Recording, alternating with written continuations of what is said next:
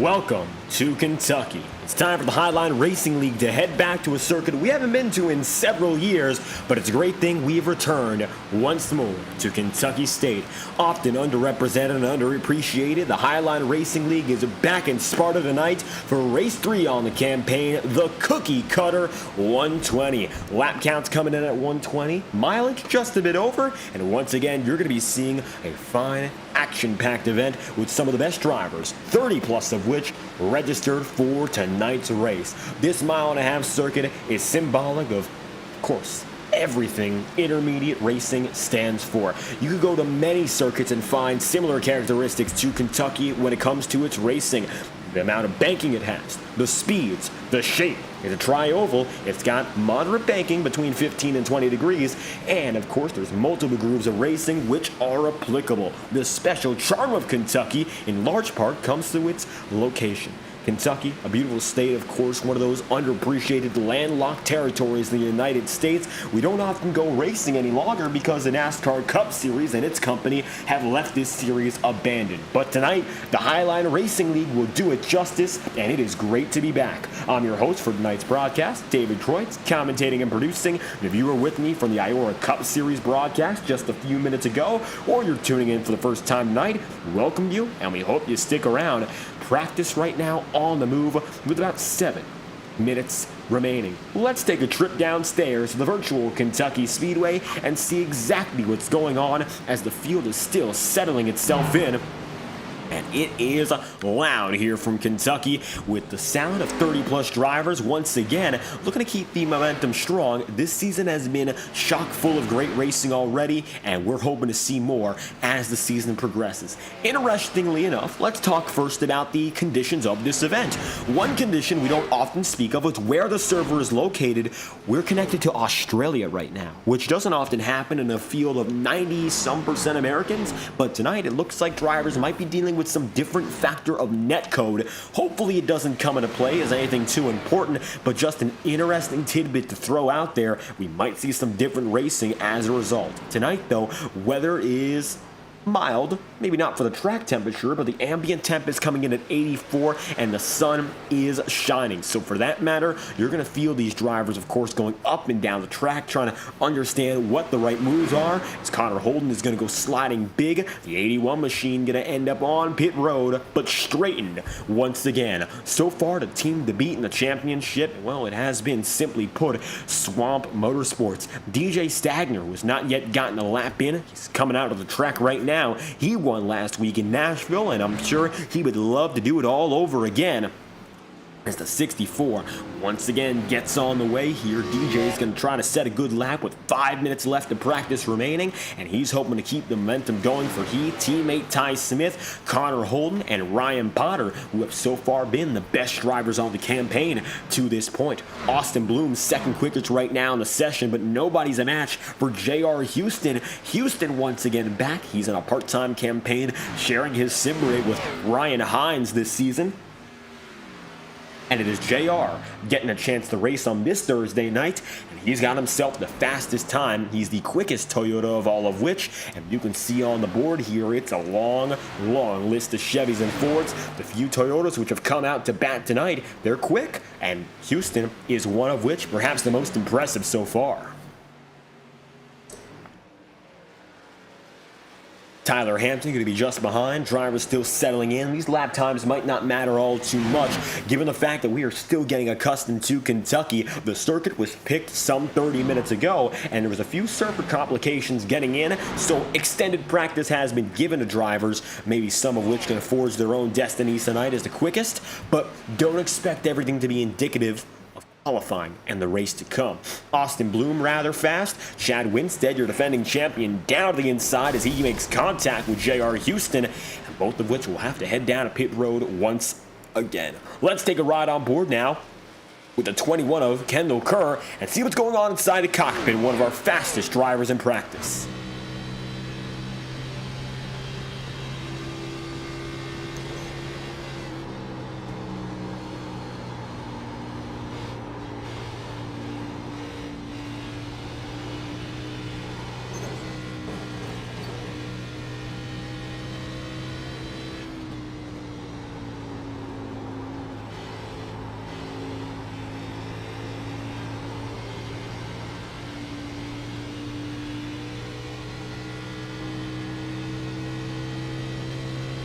Across the stripe there, full throttle down the front straightaway and working the corners.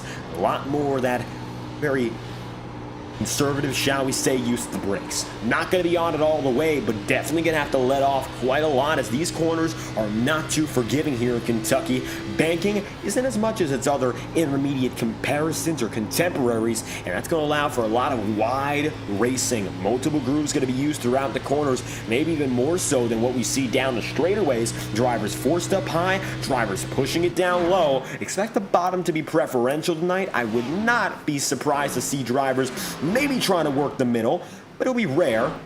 Shouldn't be anything all too much to be expected of as the race goes on. Kendall Kerr now going to be making his way down the stripe here, and of course, he's going to be now overall position number 10 on the board. Terry Brooks gets up to 11th in his most recent runnings and finds himself a few tenths of a second away from J.R. Houston.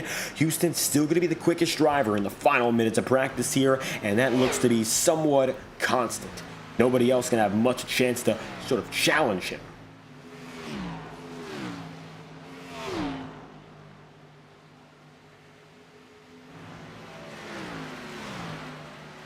Brooks stays rolling. In addition, just ahead, he's got Roberto Ramirez. Ramirez right now going to find himself in the mid-pack of the times taken, and Roberto trying to redeem himself after Nashville. Overall, he definitely had a pace, but not able to come through with the result he desired. Championship standings already beginning to take form, and only 3 races in, the playoff picture will slowly but surely progress into a full-fledged title assault. Right now, at the top of the board in the championship is going to be DJ Stagner and then Alan Gunman.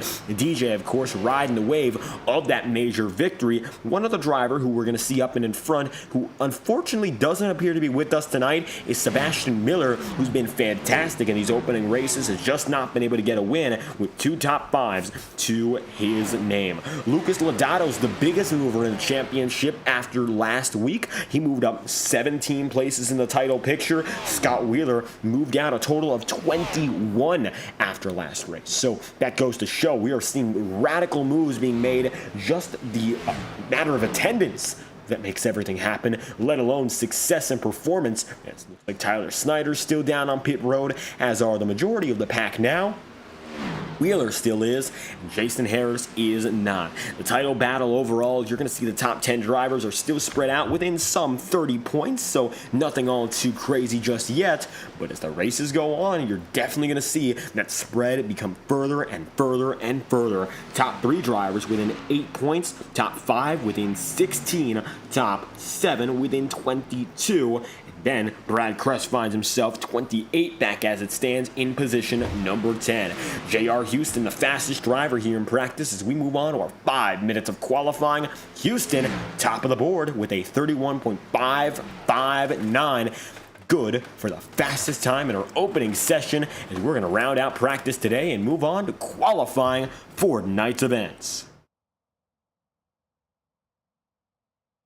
And so we move on now. Some drivers able to take plus 30 laps of practice, but nothing all too crazy when it comes to that long term. Not a lot of time allotted, and now the sun beginning to set. Conditions going to change ever so slightly here, and you can see visually anyway, the shadows are being cast. We might see a little bit of a cooler track as the race progresses here, so expect different drivers at the head of the field later on compared to where we start. Houston gets on the way among many others here, and it's time to see who can set that competitive lap time and move forth with a chance at the front row. Houston's on the way, as is Mike Tellier. Seb Miller has joined us now. Looks like he just got with us a few minutes ago, and the 83 gets on the way here. Rookie Stripes, top 10 in points.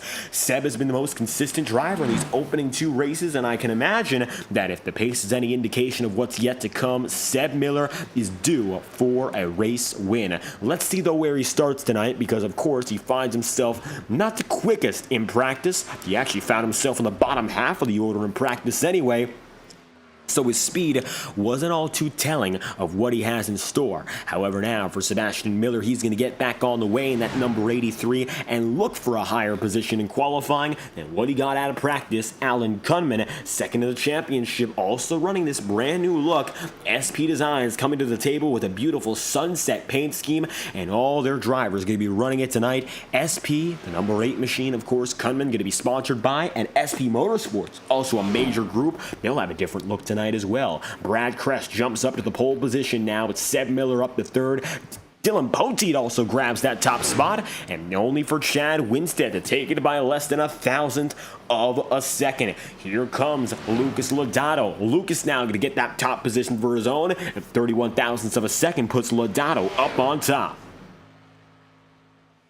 Dawson Buchanan, the rookie, jumps up to the top of the board now, and you can see jumping up quickly. Drivers who went out first are aggressive, and they are pouncing on the top position. J.R. Houston just puts himself on top. He's going to best Dylan Poteet, and it looks like that 30.89 as J.R. once again to the pole position. Provisionally speaking, though, let's see what a driver like Buchanan can do. Lucas Lodato just broke through for the pole again, and looks like as Dawson comes across the line, that lap will not be good enough. His first lap better, and Lucas Lodato now finds himself on the top of the charts in the number 7. Lodato is leading. Austin Bloom in his first lap gets up into the top 5. Alan Cunman breaks into the front row with his second and final lap. Here comes Austin Bloom now working down the back straightaway. The Oreo number 3 looking to finish the job here. Was fastest in practice for a brief moment. Still remained top 3 until it was all done. And now Austin relatively the same pace coming out of the final corner. And it looks like he will stay in 7th. No improvement that time by Jimmy McKee. Gets up to 2nd though, and in Tyler Hampton's first lap, he jumps up the pole, and he still has one more to put down on the board here, so Hampton could still improve, but he's already up on top.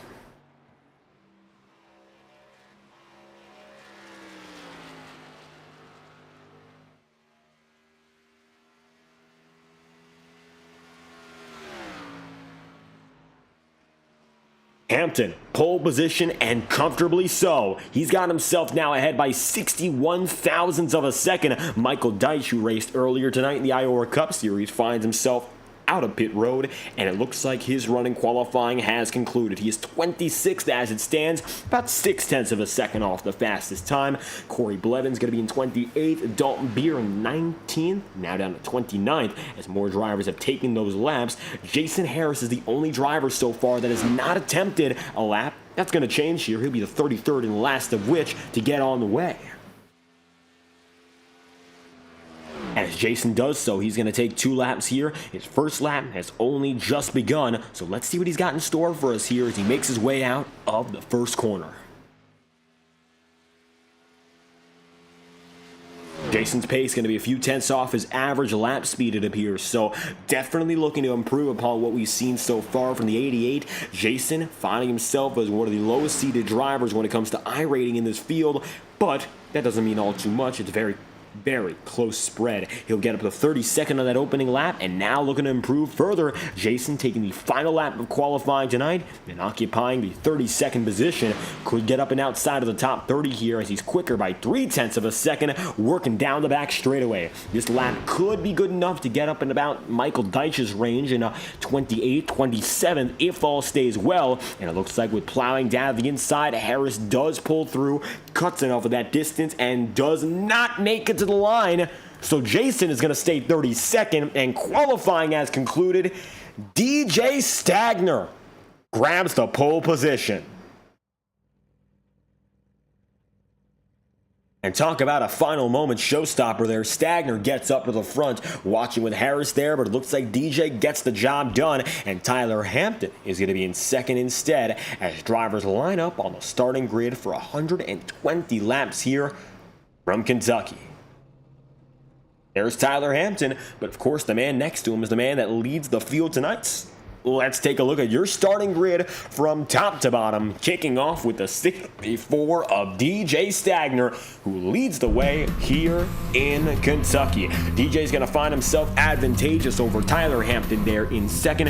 3rd place on the order then and there, well, it's going to be the driver of the number 48. That is Jimmy McKee. And then you'll see in 4th, Lucas Lodato in the 7th spot. He got up 3 spots in the tail end of qualifying, moved up into 4th. 5th place on the running order, just behind Lodato. Then you're going to see Alan Cunman and your season 15 champ right alongside your season 16 champion. That is Scott Zellner. Now you'll see 7th, J.R. Houston. 8th is going to go to Austin Bloom, and 9th spot is going to go to Dylan Poteet with Dawson Buchanan, the rookie in the number 4, concluding the top 10. 11th place on the running order. Then you got Terry Brooks with Kendall Kerr then in 12th, and P13, Chad Winstead. Connor Holden's going to be 14th tonight, and then there be 15th for Scott Wheeler, starting alongside Seb Miller for the 16th position. 17th place is Brad Kress and Tyler Snyder's in 18th, with the 19th spot given to Roberto Ramirez and Matt Muir there in 20th. 21st is going to be Kenny Brooks, and 23rd will be Casey Heschel. And then you got yourself, of course, beyond that point, 23rd, 24th, Robert Kenny and Mike Tellier to conclude the top 25. Scott Puckett and Derek Fowler there to be in 26th. 27th spot on the order being Dalton Beer and Michael Deitch in 28th.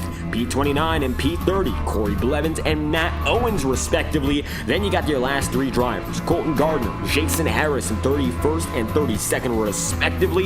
33rd and last, Dylan Barons in the number 15. And with 33 drivers on the table here tonight, your starting grid is jam-packed from Kentucky with talent. Welcome to the Cookie Cutter 120.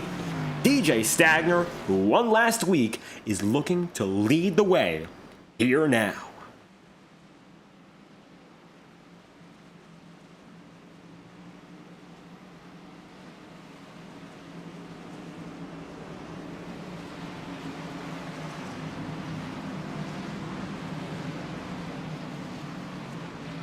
So DJ gonna be down low. Up top is Tyler Hampton. Through turns 3 and 4, DJ's looking for that second consecutive win, and what a way to kick off the chase for such an accolade. Maybe a chance for DJ to go back-to-back tonight from a track we don't often visit, and unfamiliarity oftentimes helps out that number 64. Swamp Motorsport, the dominant team with their dominant driver up and ahead. Tyler Hampton looking to break out yet again and find 3 straight seasons of victory. Well, let's see who gets there first. Green flags out with DJ Stagner leading the way, and right alongside him, Tyler Hampton, as we are underway from Kentucky.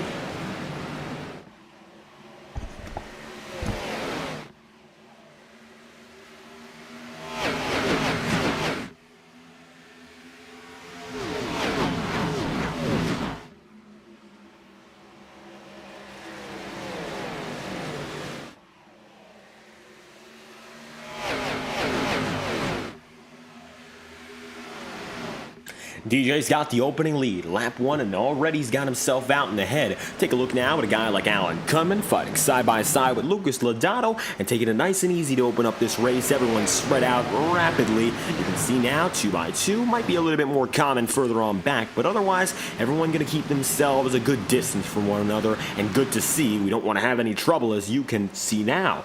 Kenny Brooks right there with is going to be the number 87 of Tyler Snyder and Roberto Ramirez and Matt Muir, all of which are able to take 3 lanes up, not only through those straights, but through those ever-wide corners where there's an awful lot of room to make mistakes, try new things, and not worry all too much about banging up the next driver around you. And that's what Kentucky's biggest strength is. There's not all too much banking compared to most of its competing, so to speak, cookie-cutter tracks.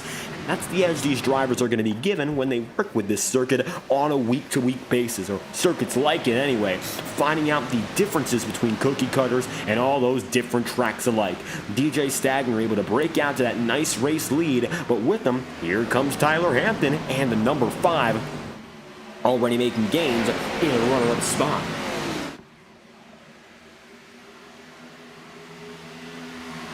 Jimmy McKee going to be here in the 3rd position. 4th place is going to be Alan Cummin, and 5th is Scott Zellner, both of which now going to be double file with one another. Looks like Austin Bloom going to be there in 7th, and Austin up 1 spot so far on the day. Not a bad start for him. Modest, of course. We're only 5 laps in, but it looks like already starting to work things out with respect, of course, to how this car drives. You want to figure things out early. And it looks like for Austin, he's been doing a pretty good job of just that. The number 3 team, well, having to get a few good runs in early to maybe fight for the championship. He's been silent for the past few seasons, but has been a very respectable top 10, top 15 driver who's found his way into quite a few good finishing positions, even when you least expect it. So don't count out Austin here, because in the opening portion, he's got the best of the best up in front of him to follow and the best of the best to learn from, and that's what we're seeing right here. Lucas Ladato remains there in the 7th position, and nevertheless, these leaders have gotten away nicely, but some close battles further on back. There's the number 49 of Casey Heschel, Brad Kress right there with, and here's the 54 of Kenny Brooks. Side by side, and the tail end of the field is still going to be very, very common, and as Casey is going to get by Brad Kress, that looks to be the move for some 18th position, and across the line, that's going to be affirmed here as the 49 holds the position all to himself. Mid-pack is going to be tight, but the lead is, of course, an even tighter battle. Tyler Hampton is keeping DJ Stagner honest, and Alan Cummins is also coming up in the mix. So while DJ, of course, tries to fend off the number 5 of Hampton, you might also see Alan Cummins now looking to slide to the inside and take a spot away there from Tyler Hampton, a spot that hasn't been challenged all too much yet, but that is due to change with the way Alan is driving. Take a look on board with the 8 here.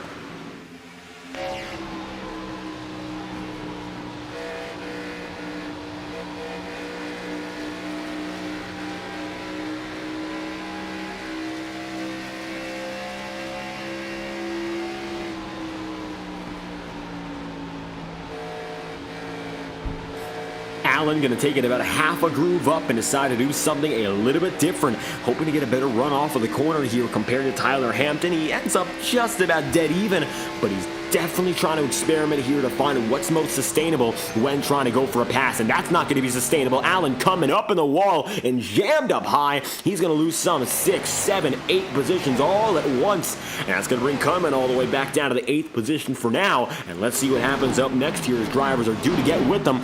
Dawson Buchanan coming up. Here's J.R. Houston. And all of a sudden, Allen Cummins in deep trouble here, losing many spots all at once.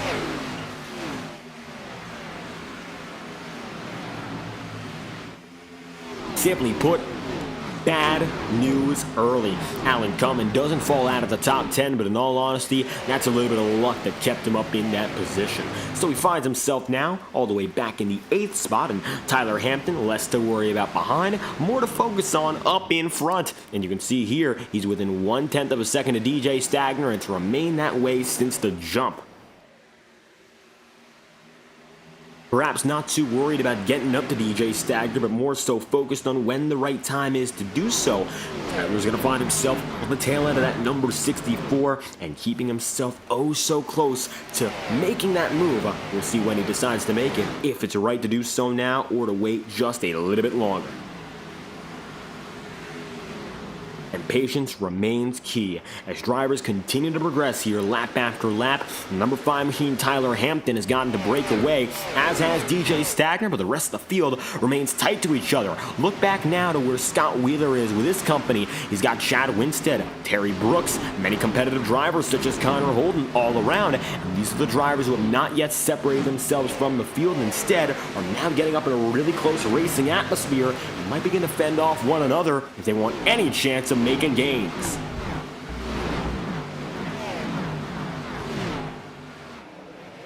Up top, here goes Chad Winstead in that number 1 machine, and it looks like he's going to go way high here, hoping to get a surge of momentum down the front straightaway once more.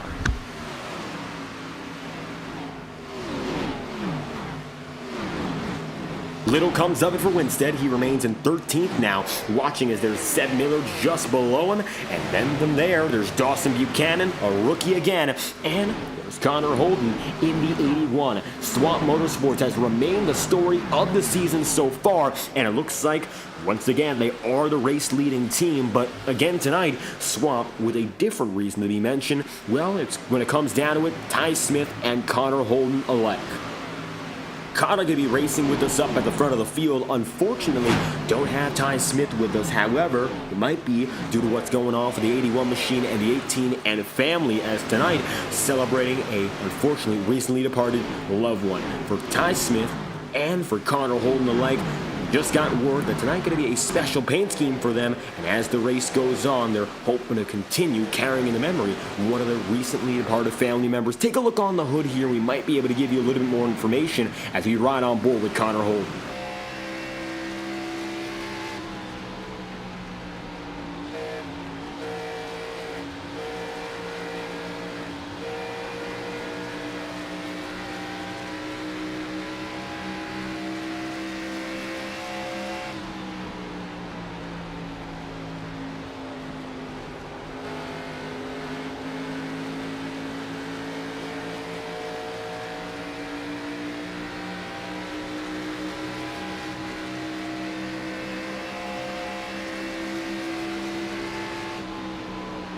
So as you see now with Connor Holden, you're riding on board with a brand new paint scheme for the 81 machine and the number 18. Both of them, unfortunately, losing their grandfather just a week ago, and the hood sticker tonight, much different. Rest in peace, Richard Smith. It reads up on the front, and for the rest of the season, the 81 and 18 alike are going to carry the sticker with them all throughout the remainder of the championship. Of course, Ty Smith opened up the season with victory in Daytona, but unfortunate and perhaps, of course, grave loss for the family. And of course, we're hoping in their time of grieving, they return to the field quickly. Of course, Smith and Holden alike at their best potential, and carrying the memory with them, another dearly departed family member. And unfortunately, one of the themes of the Highline Racing League this season, of course, the family coming together, dealing with loss. And for Swamp Motorsports, who have been so successful on the track this season, once again, that comes in mind the loss of Richard Smith, both their grandfathers, for Holden and Ty alike. Well, that's what's on the mind for the two of them and this team as they make it through to Kentucky and the rest of the championship. For Swamp Motorsports, an unfortunate and dearly departed loss, and we, of course, offer our deepest condolences for the team that has done so well, not only on and off the track this season, but have brought a lot more excitement to the field and the Highline Racing family for several seasons. And the 81 tonight going to be carrying that banner with them, and hopefully will do so for the rest of the season here. Connor going to find himself in 15th right now, just behind Kendall Kerr. Chad Winstead 13th, with Casey Heschel just ahead, position number 12. Scott Wheeler, Seb Miller, Dylan Poteet, company just ahead. Right now, mostly going to be single file. All the field right now getting settled in and simmering down. It looks like most of which not all too concerned about being relatively aggressive. There's Robert Kenny making a move down to the inside on Kenny Brooks. Mike Tellier right there with. This is the battle, give or take, for about 21st position.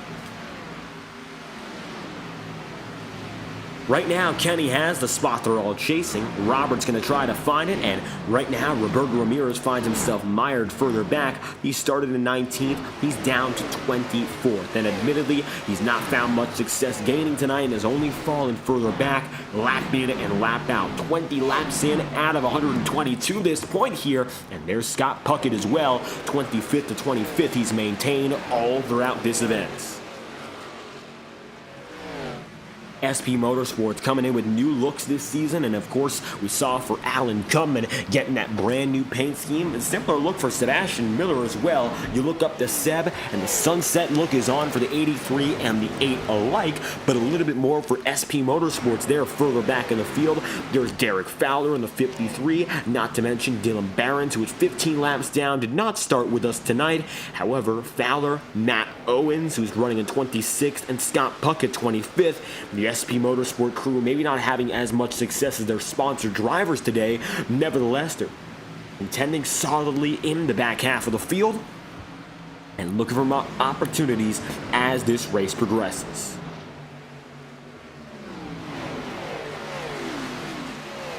22 laps in, out of 120. Now going to be side by side for the race lead. Tyler Hampton looking to take it away from DJ Stagner. And Tyler is on the bottom side this time around, looking to take that spot away. It's the closest Hampton's been all night long. And you can see the distance has been cut major. 9/100ths of a second as they came across the line that lap through, but not enough to officially steal the spot away. And instead, Hampton's going to look to the bottom once again and try to set up that run, build that momentum once more, and come back stronger next time by.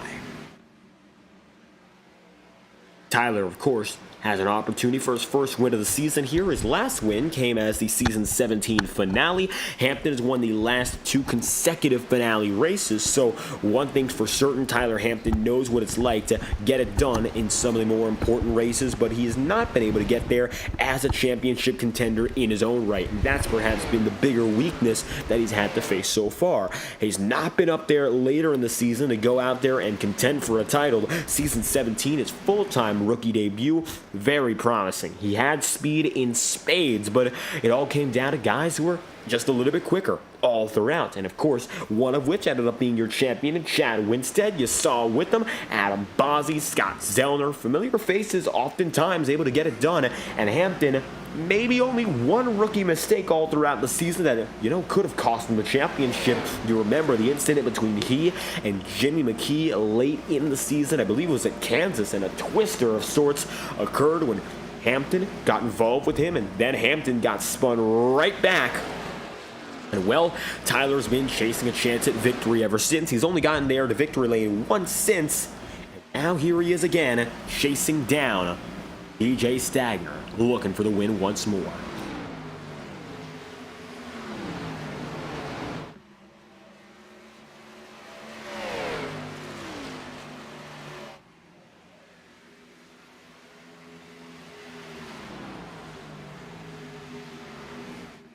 Take a look on board now with DJ Stagner on the backside of that number 64, and you'll check out how much pressure he's facing right now, although he's dealing with it remarkably well. Looks like he's keeping the 5 at bay.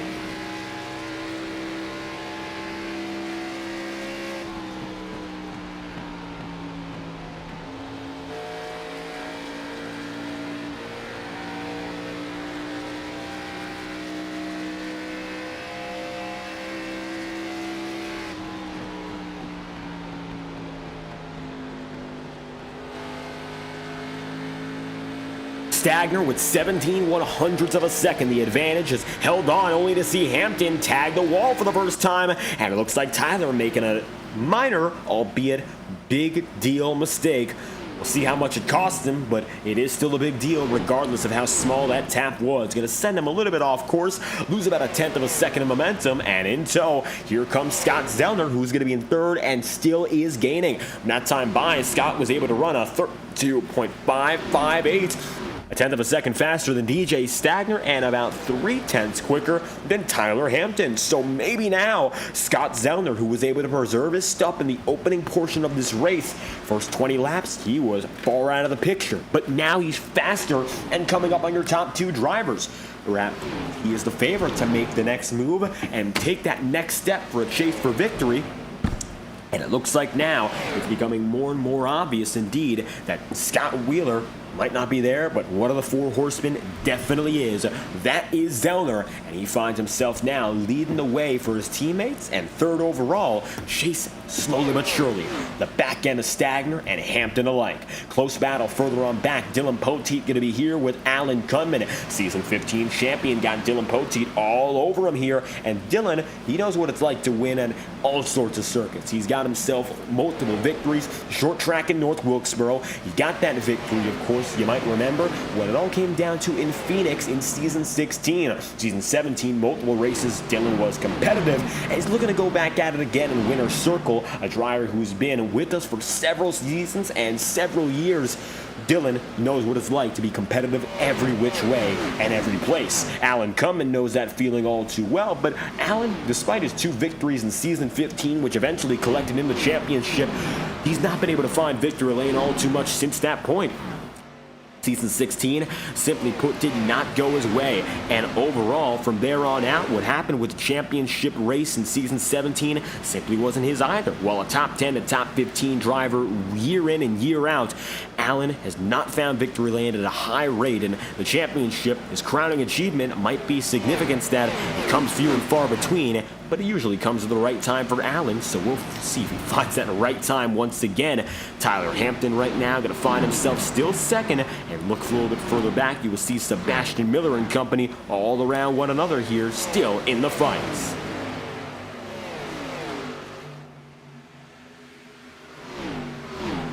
Don't toe-to-toe. JR Houston now is going to be Lucas Lodato. JR tonight started in 7th, has made it up 1 spot on the day, and now looking to make it a crooked number of games.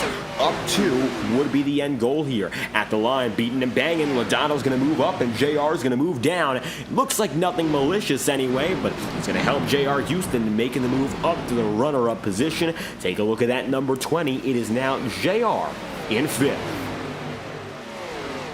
Lucas Lodato falls back to 6th, albeit temporarily. Then you look back and you got Scott Wheeler there in the 13th spot, now up to 12th. He just made it by Kendall Kerr, and he's going to be mired back in the field, all of which seem to be double file just ahead of him. Contact, but minor. Winstead goes down to the grass. Seb Miller comes up. I believe we got a caution on the field. That we do. Sebastian Miller goes around. Big trouble. Miller is up and over. And he's still coming down, and he lands on all 4s. Caution is out. Well, let's take a look back now and figure out what caused it, but it seems like minor contact made a big mess. Winstead, Miller among those involved. Here's a look. Looks like you're going to see exactly what brought us into it. So the overhead view will show you Winstead gets in the wall, comes back down to the Kendall Kerr, then into Seb Miller, and Miller then is going to get tagged because Kendall Kerr catches a piece from Scott Wheeler. And then as these drivers come in, you can see here the drivers in the front of the field who got caught up. There's Kendall Kerr, and Sebastian Miller, of course, with a dramatic ride, ends up falling down the track. Scott Wheeler just barely gets away after that point, with multiple drivers involved. Scott Wheeler, Kendall Kerr, Sebastian Miller, and first and foremost, Chad Winstead, who might have been able to get away with the least damage of all of which. Take a look on board now with Chad Winstead during that incident, and you'll see exactly what happened. There's Seb Miller. Winstead, though, able to glide on the grass and just barely get away unscathed.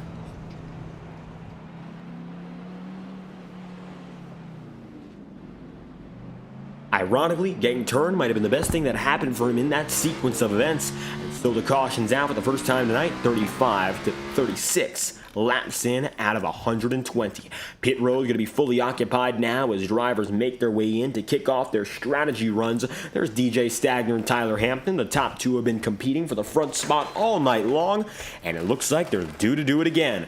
DJ now 4 tires and fuel as going for Tyler Hampton, and DJ gets the advantage now, making his way out of pit road, and with them, here comes Hampton just behind. Then you got Jimmy McKee, Lucas Lodato, Scott Zellner, JR Houston, Dylan Poteet, Austin Bloom, Alan Cunman, and Dawson Buchanan, with Casey Heschel rounding out the top 10 as the remainder of the field comes out thereafter. DJ Stagner leads once more, and we're 2 laps away from going green here from Kentucky again.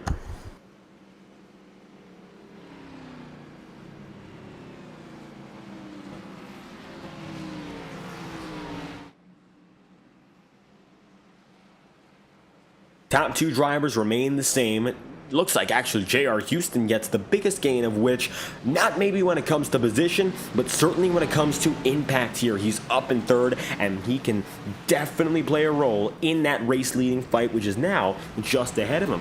You have to imagine that for Houston, saw how much speed he had in practice, and he seemed to be one of the quickest drivers, not only in the short term, but the long term at the same time. Maybe now there's an opportunity for DJ Stagner to make it happen, of course, and pull away again. But I wouldn't be surprised if someone maybe like JR Houston or Tyler Hampton came up into the picture and decided to swipe that spot, at least to start. Number 64 leading the way. We'll see what happens next, though. As drivers get themselves locked in once more, it's going to be DJ Stagner, Tyler Hampton, JR Houston, the top 3. Jimmy McKee now going to be officially 4th, and Scott Zellner rounds out the top 5.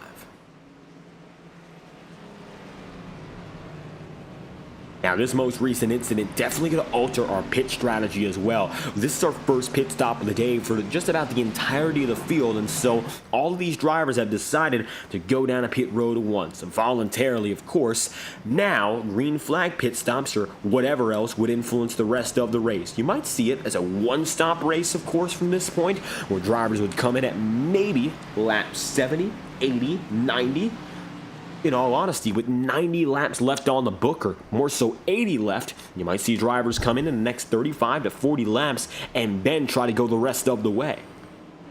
Or you'd see 2 pit stops, which would most likely be caused by an incident, most likely caution of some sort, and that would bring drivers down and into pit road once again in some 20-25 laps. I believe that 25 laps is about the point where drivers consider it relevant enough to go down a pit road once again. So that they will if an incident occurs in a very nearby time frame.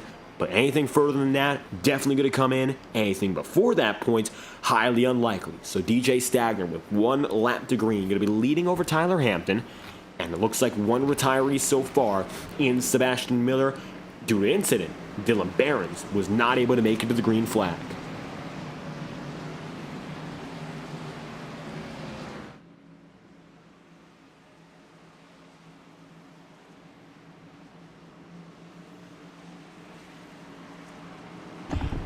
You got a favorite driver you're rooting for tonight on FTN, make sure to let us know. We'd love to hear your support in here. 30 plus drivers registered. I'm sure we got a lot of fans for at least few of these drivers, a handful of which at the front of the field, or maybe they're not up in front tonight. Regardless of which, if you're enjoying what you're seeing, shout out your favorite driver. We'd love to hear who you're rooting for tonight on FTN as we continue the action in the Cookie Cutter 120. You're watching Highline Racing League Westlake Premier Series, Race 3 on the campaign in a very brand new, novel concept in sim racing, the randomized schedule. And in full, drivers are testing out a schedule that's made basically by a wheel spin. And Kentucky might not be the most popular track when it comes to its notoriety as a well-known circuit, but tonight it's delivered some pretty good racing, and I think DJ Stagner will be one who agreed. Green flags out yet again for lap number 39, and a major jump there for the 64. Pulls him out in front once again. Caution's gonna fly. Corey Blevins, Connor Holden, yellow flag is out already. Leaders just barely got away, but they didn't get away from all too much. Drivers are now just escaping the madness, and you saw there Holden goes down to the grass, as does Brad Kress. Take a look back now as we have an instant replay on our most recent incidents. And this one going to start at the tail end of the field. Looks like Connor Holden, one of those afflicted, and it's a stack up. Then Holden gets into Tyler Snyder. Then Brad Kress goes down and in. Additionally, you'll see Corey Blevins here. Blevins spins with Roberto Ramirez, blinking drivers in the back. At 40 laps in out of 120, we are pacing once again, as it looks like 2 incidents all at once. And once more, caution going to strike on the field. Corey Blevins going to be involved, as is Connor Holden, Brad Kress, Roberto Ramirez. It looks like Kenny Brooks able to get out of that one unscathed. And it looks like about 4 or 5 drivers overall afflicted are once again going to be pacing here in Kentucky.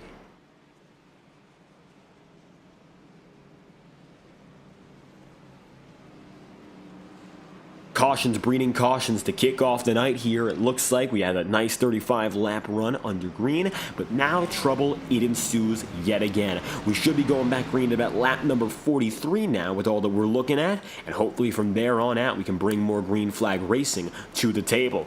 As of course, we've seen since the beginning, DJ Stagner, your pole sitter, is up and ahead. Then you got Tyler Hampton, Jimmy McKee, J.R. Houston, and the company behind. Got a little bit of time now in between these green flag stints, and one driver is going to decide to go down a pit road very recently. That was Connor Holden, and he'll go in with Brad Kress, both of which making it in this time by.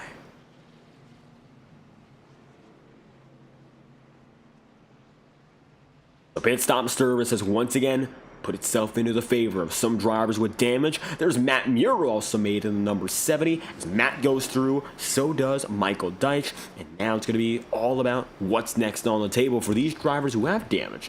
Looking at the long term is all they can do. Unfortunately, minor damage, but no fast repair, so it still might affect them for the entirety of the night. 41 laps in out of 120 here, 80 laps left on the table overall, and we're going to return after a brief message from our friends at iRacing Motorsport Simulations and our FTN partners. Let's hear it for those who bring on the action each and every week and help us behind the scenes. We'll return before the green flag flies, and you will not miss a thing. You're watching FTN non-stop coverage of the Highline Racing League, and we'll return right after this.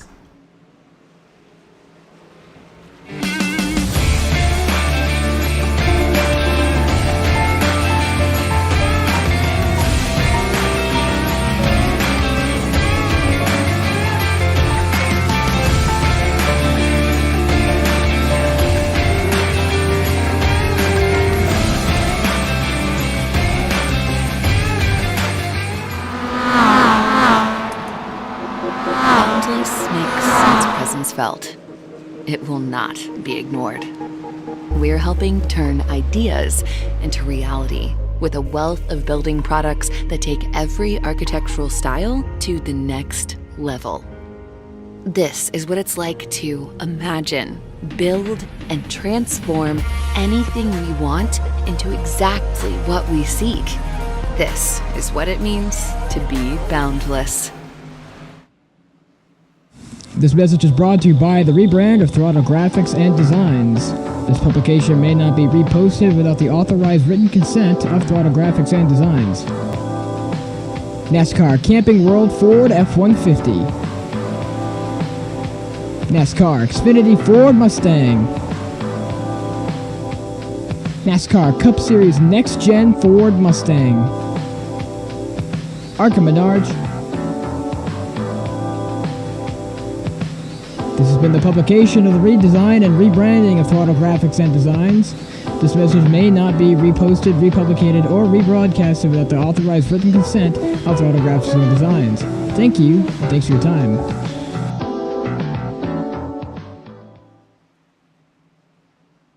One lap to green here as we're going to get back at it at lap number 44 for restart number 2 on the day. Inside goes DJ Stagner, up top goes Tyler Hampton, and the rest of the field decides to choose at the start-finish line. Apron is where you go low, and you stay on the track, you're right up top. There's Chad Winstead with Jason Harris, and Colton Gardner right there as well. Like now some drivers putting themselves back together in anticipation of our second stint. 43 out of 120, and those opening laps, they came and went rather quickly. So what's next on the table? Hopefully green flag racing. I'm sure DJ Stagner would like that because it seems like overall he was one of the quicker long run drivers. I'd be hesitant to say the quickest though. You were watching.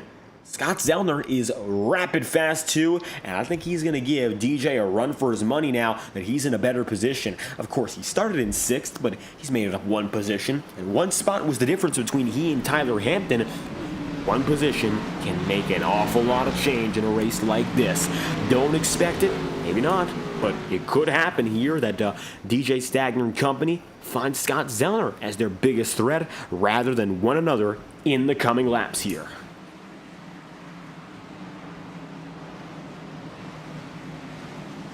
DJ is going to bolt out again to that race lead, and he's going to have it all to himself. Alongside him, going to be DJ Stagner's biggest race rival so far, Tyler Hampton. Here we go again for restart number 2, and look at that. DJ gets the bolt that we anticipated, and he will bring the field back to green. No trouble this time by.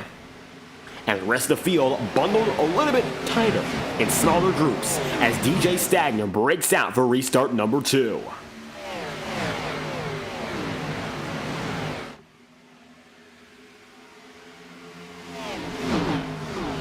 Immediately aggressive there for the second spot. Jimmy McKee now going to have Tyler Hampton right there alongside him, and this is definitely not the place you want to be. And if you're that number 5, Hampton is going to get wrestled up and down the track, and with drivers, I'm sure he's not too comfortable with racing with that tightly so early. Even though, of course, he knows them now, doesn't mean all too much a difference because it is hard racing with a lot of time to go on the table, and now Hampton is going to have to fight for the spot that he of course held almost entirely without basically any resistance. All of a sudden, though, Tyler does pull away yet again, but it's clear now. Scott Zellner, Jimmy McKee, and those just behind, if they get a chance, they will take it, and they won't make his life easy. That's for certain. Tyler Hampton's got to watch out now and see what's up next. Drivers lap after lap are getting closer to that number 5 machine, and Tyler Hampton's got to have something that occupies him, which is, of course, now the offensive maneuver that he's going to make on DJ Stagner. To the inside on DJ for the first time tonight. Tyler wants to take the race lead, and for the first time, it looks like he's got it all to himself. Hampton's got the top spot now, and an opportunistic move by the number 5 puts him up and ahead and up and away. It's Tyler Hampton, the race leader, at the stripe, taking that race lead away from DJ Stagner and the first driver all day long to really have a chance to do just that. Good work there from Tyler Hampton, but it looks like DJ Stagner's going to stay in tow and have enough of that momentum to carry himself through, following the number 5 machine like it's nothing.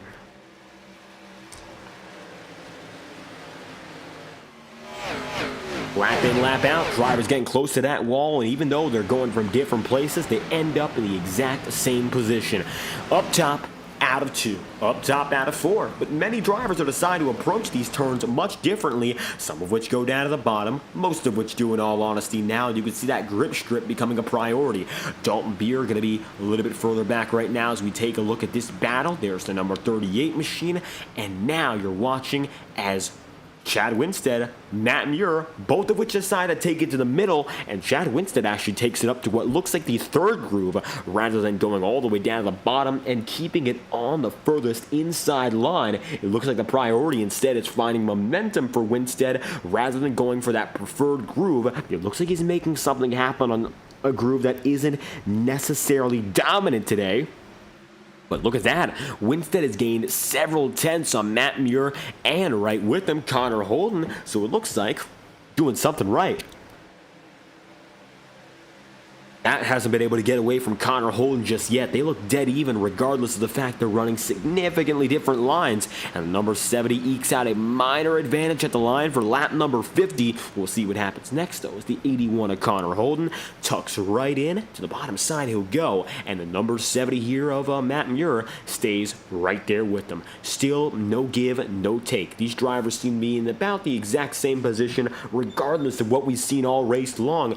Different grooves seem to be running relatively similar lap times if you're confident enough. Now look up and ahead once again. There is J.R. Houston running in the 4th spot as it stands. He got by Jimmy McKee, and Jimmy got a great start. That launch, fantastic, but not enough to hold on. He was as high as 2nd, just about 5 laps to go, but that initial start really was not anything for the long term. Now he's down to 5th and facing a little bit more pressure. Here goes to the inside, the 31 of Dylan Poteet, and it's Dylan makes his move down and in. Alan Cummins right there with, and the Blacktop Racing boys are once again going to battle one another. Here's that number 8 of Alan Cunman. He will dive low, and with them will come Dylan Poteet.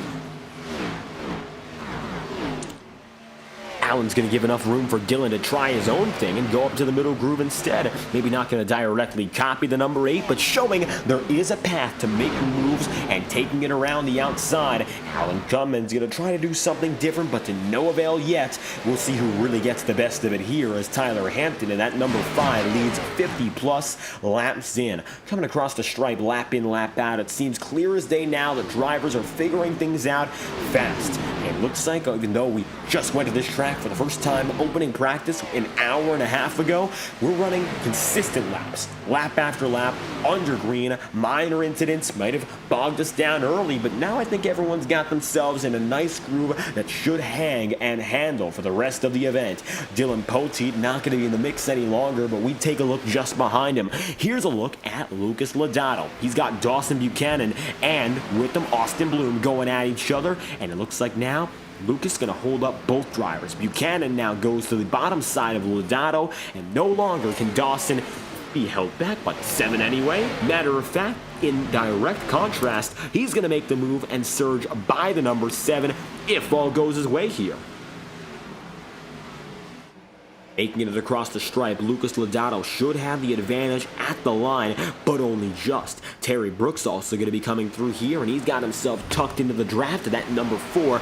Taking a ride on board with Terry Brooks here. We show you exactly what this battle looks like in the heat of the moment. But Terry's up in the wall, and he's going to lose several positions. Shades now of Alan Kunman, and he will drop back very quickly, finding himself now in position number 1. Stands all the way down to 12. Still inside the top dozen, but in all honesty, not a good move to make for Brooks. It's going to cost him big time here. If he wants any more progress in this race, well, he's got to knuckle down and get right back into it. As up and ahead, Casey Heschel going to be there with Lucas Lodato right up in front.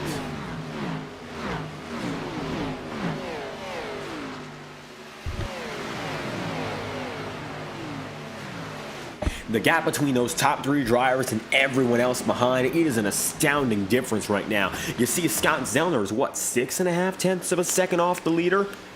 Jimmy McKee is 2.1 seconds off your leader. It is a huge difference here. And the top 3 drivers have proven they're the class of the field tonight. Tyler Hampton, for one, looking for his maiden victory on this tour. Of course, he won in Season 16 once. He won multiple times over in Season 17 and looked to be a strong championship contender early. And DJ Stagner is a former champion who now finds himself maybe in the position to chase after another championship win. He got that win last week in Nashville, taking the pressure off to find a way to victory lane. But instead, he's got himself a chance now to get those good points days back and forth. .58 laps in, out of 120. So far, you're going to see overall top 3 drivers running calm, but a little bit more aggression further on back. There's the number 49 of Casey Heschel. KC qualified in 22nd today, and so far Heschel's made the move up 14 positions on the day. KC makes it by Allen, and that's going to be up for the 7th position as we come across the line. Dylan Poteet will be up next for 6th, and in large part, it looks like it's just due to tire management. Yes, the tires are the same age right now for Heschel, but he looks to be rather confident in using them rather than inherently saving them. And we're 20 plus laps into a run, so we've gotten ourselves about half the distance of our longest run so far today, and that confidence is still present.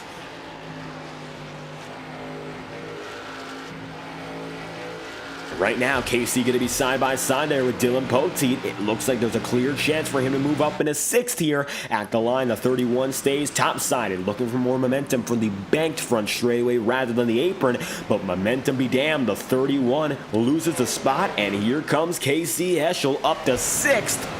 Maybe now we're going to see a fight for the 3rd spot, if anything. Perhaps 4th. The podium ran away, but KC's making sure that nobody else gets the chance to do exactly what he'd like to do and break out and break through. Tyler Hampton leads as we come across for the halfway point, 60 laps in, out of 120 into lap number 61. It's DJ Stagner then there in the 2nd position with Scott Zellner 3rd, Jimmy McKee 4th, and J.R. Houston then in 5th. 6th place is going to be Dylan Poteet. 7th then KC Heschel, but looks like that's changed. Now Poteet's down in 7th and KC's up to 6th. Alan Kunman is P8, Dawson Buchanan is going to be in 9th, and Lucas Lodato concludes the top 10. Halfway point here, the iRacing Motorsport Simulator has brought to you the action of online sim racing for 16 plus years now. Visit iRacing.com for subscription discounts of over 30% off all throughout the summer. We'd love to have you join the fun here on iRacing and become a driver in the Highline Racing League or any other FTN broadcasted league. So we're going to stop by, of course, in a few laps time, but we're going to step back for now and give you a message from our friends at iRacing Motorsport Simulations. With 58 laps to go on the table here, you're watching the Highline Racing League and the Cookie Cutter 120. We'll be right back after the following message. Racing isn't easy, but experiencing it is. iRacing puts you in the driver's seat with the industry's leading sim racing game. Drive on laser scan replicas of the greatest racing circuits from around the world. Go head-to-head against other drivers chosen by skill-based matchmaking to ensure competitive racing at every level. Compete across all your favorite series. in officially licensed cars engineered to deliver the most accurate driving experience possible.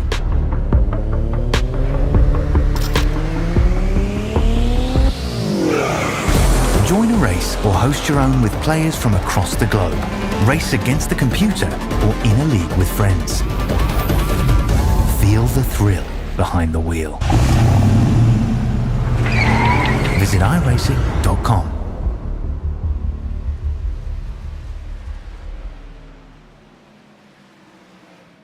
Yellow flag is out yet again. Caution to the back of the field. Dalton Beer is destroyed.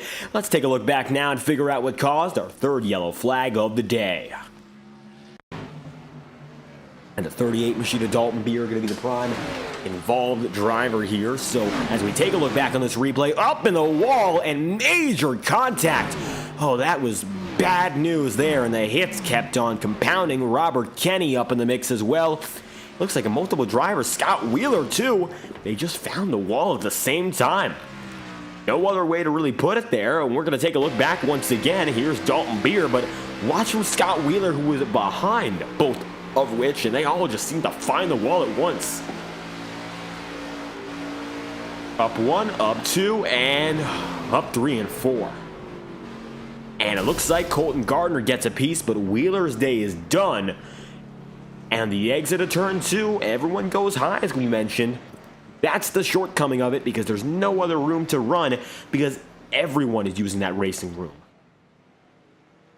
And when one driver makes a mistake, where everyone goes, someone else is bound to catch a piece of it. And there's Dalton Beer, who was destroyed effectively anyway. There we have it. Caution out for now, the third time today. Tyler Hampton going to lead them all off of pit road. Right with them is going to be DJ Stagner. Then Scott Zellner third. Looks like Hampton this time by gets the edge on pit road. There we got a new leader. The number 5 of Tyler Hampton again. DJ Stagner is going to find himself still runner-up, and we'll see what he can do from this point onward. With Scott Zellner now concluding the podium and getting even closer to him. Zellner's been on the up and up. He started the last 2 restarts in that 5th position, started the race in 6th. Now he's up into 3rd.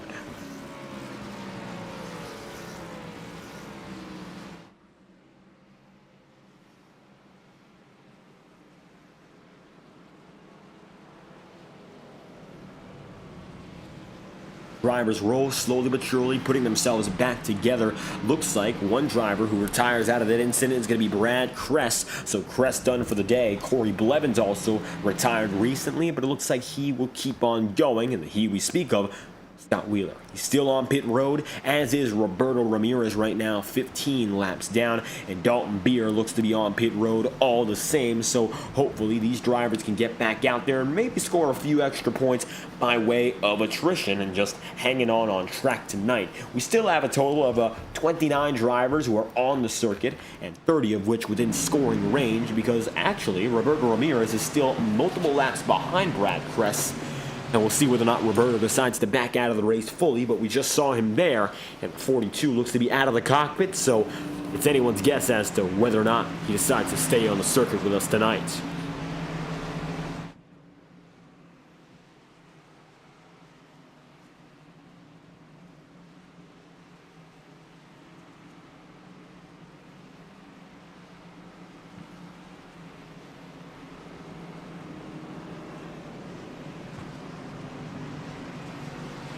We'll go going green with 52 laps to go. Overall, we're going to get to that lap number 70 marker rather soon and bring us toward the final stint of this race. Unfortunately, a race marred by just a few cautions in between and a late start at that. These guys are going to be pushing close to 11 o'clock in the night before the checkered flag falls in the eastern seaboard anyway, as drivers are now being given the chance to choose top or bottom. Well, up top, it looks like DJ Stagner going to be forced there. Tyler Hampton decides to go right down low. Let's see if there's any notable choices further on back. It looks like Scott Zellner is going to decide to be a taker on the bottom, and Jimmy McKee goes up top. That will bring J.R. Houston alongside Casey Heschel. Dawson Buchanan decides to stay on the bottom here, and it looks like a few other drivers maybe going with, because Terry Brooks now is going to get a chance to pull up about a row or two. There's Terry, now right beside Dawson as we go back for the green flag, this time by. 52 laps remaining as we go green with Tyler Hampton and DJ Stagner, your top two drivers.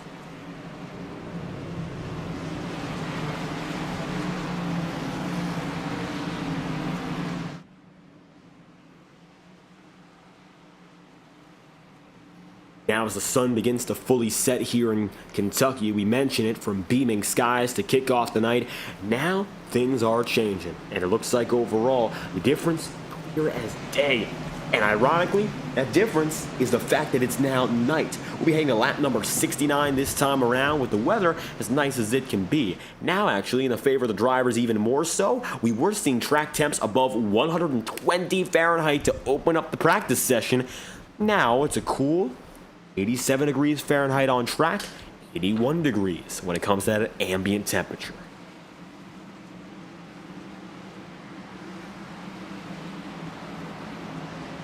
So here we go.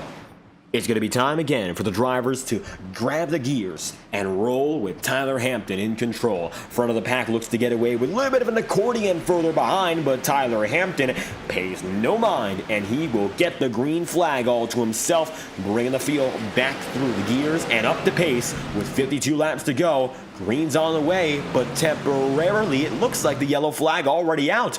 Back of the field, the accordion is going to give in, and the reason being, as we take a look back, well, take a look at Alan Kunman here, who just got back on the way. It looks like he had some trouble. Yellow flag's out. Let's take a look at what in particular happened with Alan. And the replay will show you a very slow start there for the number 8. And the yellow flag is out. Additionally, Michael Deitch.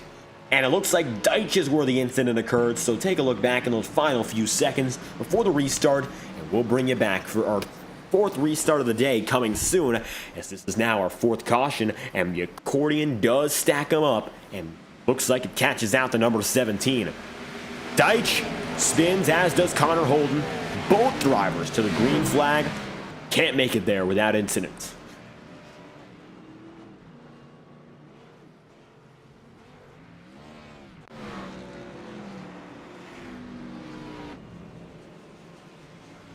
Tyler Hampton leads the way with some 50 laps to go here. Do drivers decide to go down a pit road? Looks like the answer is a resounding no. So the field's going to stay out here and perhaps wait for some 10 to 15 laps longer.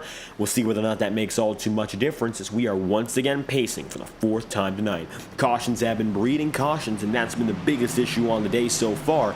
Alan Kunman through the yellow flag. Scott Wheeler just beforehand disconnected from the race, and so we are pacing once more. We're going to take some time stepping back and thanking our FTN associates and partners once again, and we'll return before the green flag drops with 50 laps to go. You're watching live on FTN coverage here of the Cookie Cutter 120, and we'll be right back after this.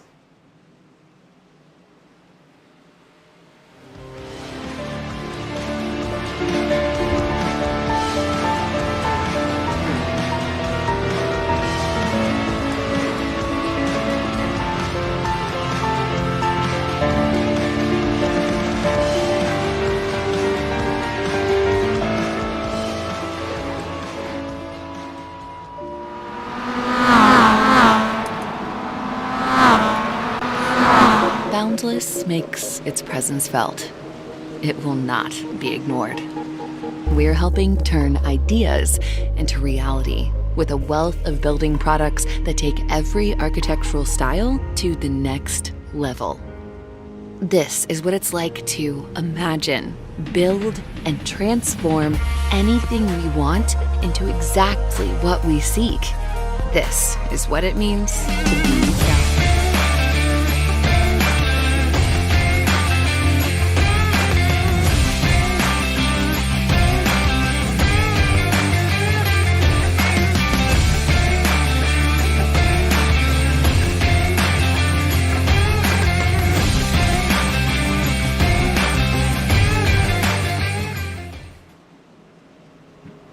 This message is brought to you by the rebrand of Throttle Graphics and Designs. This publication may not be reposted without the authorized written consent of Throttle Graphics and Designs. NASCAR Camping World Ford F-150. NASCAR Xfinity Ford Mustang. NASCAR Cup Series Next-Gen Ford Mustang. Arca Menards. This has been the publication of the redesign and rebranding of Throttle Graphics and Designs. This message may not be reposted, republicated, or rebroadcasted without the authorized written consent of Throttle Graphics and Designs. Thank you, and thanks for your time.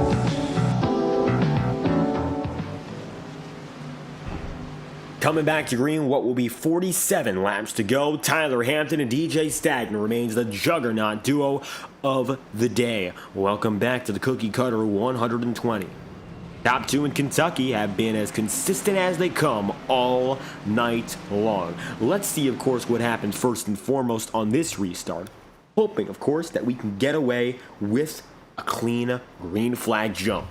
Leaders have done a pretty good job of just that all night long, and you can't fault the guys up in the top 10 or 15, but it's everything beyond that point that's gotten a little bit tricky, notably that last incident, Connor Holden, Michael Deitch, and to a lesser extent, Alan Kunman, getting involved in their own, perhaps, shall we put it as otherwise, accordion stack-up. Nothing else that can be said of that one. Yellow flag is out once again. Pacing now 73 laps in out of 120. Little can be said of course, minor restart stack-ups. The only good thing is that nobody else got hurt, and everyone else should be able to go back to racing with minimal, if anything, when it comes to damage.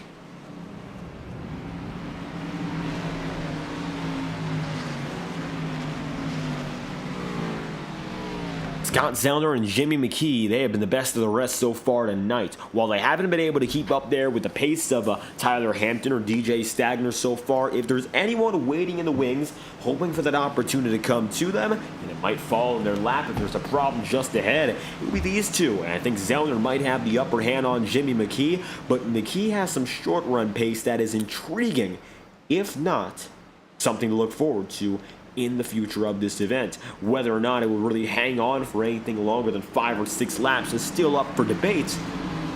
But we'll see now, as it is going to be the iRacing official pace car. Down in it again, and the red, white, and blue car this time leading is Tyler Hampton. 47 laps to go in Kentucky, and it's now a very, very dark setting. Stadium lights are due to turn on eventually, but Tyler Hampton will turn on the engine and bring us back to green. It's a restart number 4 tonight.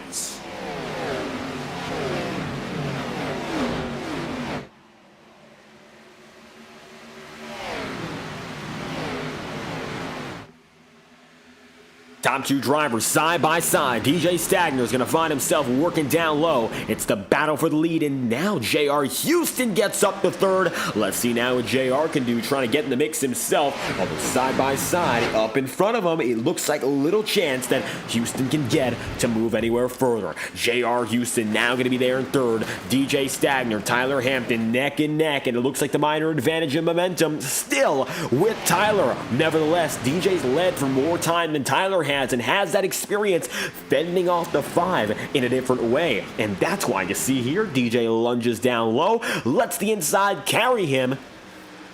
Little else that Tyler Hampton can do, short of trying to find move around, but he can't get there yet.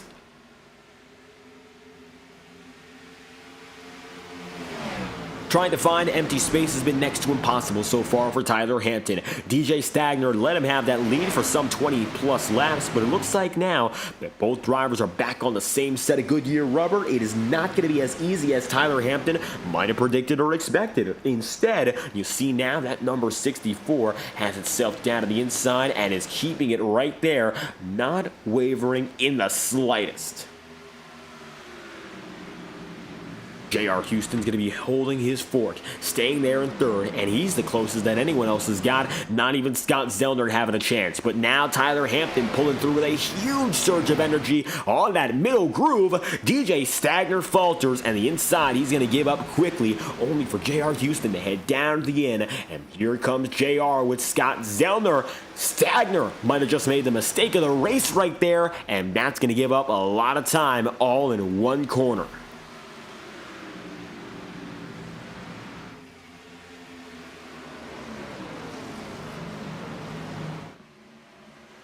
So Scott Zellner now going to find himself with a chance maybe to get by DJ Stagner as J.R. Houston did. Moreover, Dawson Buchanan going to be there with Jimmy McKee. Jimmy holds it up top. It's going to be Dawson right down low, and Buchanan has no choice now but to go right down to the inside yet again.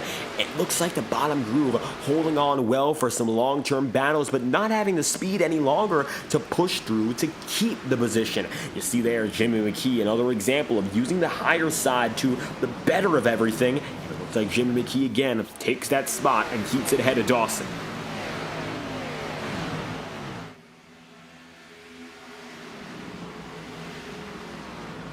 Terry Brooks going to be now position number 9. And then there's Chad Winstead in 10th. Lucas Lodato 11th. And 12th is Kendall Kerr. Let's take a ride on board right now with Chad Winstead, the last man inside the top 10, to look at exactly what he's looking at just in front of the field. Of course, the highest position drivers on the day.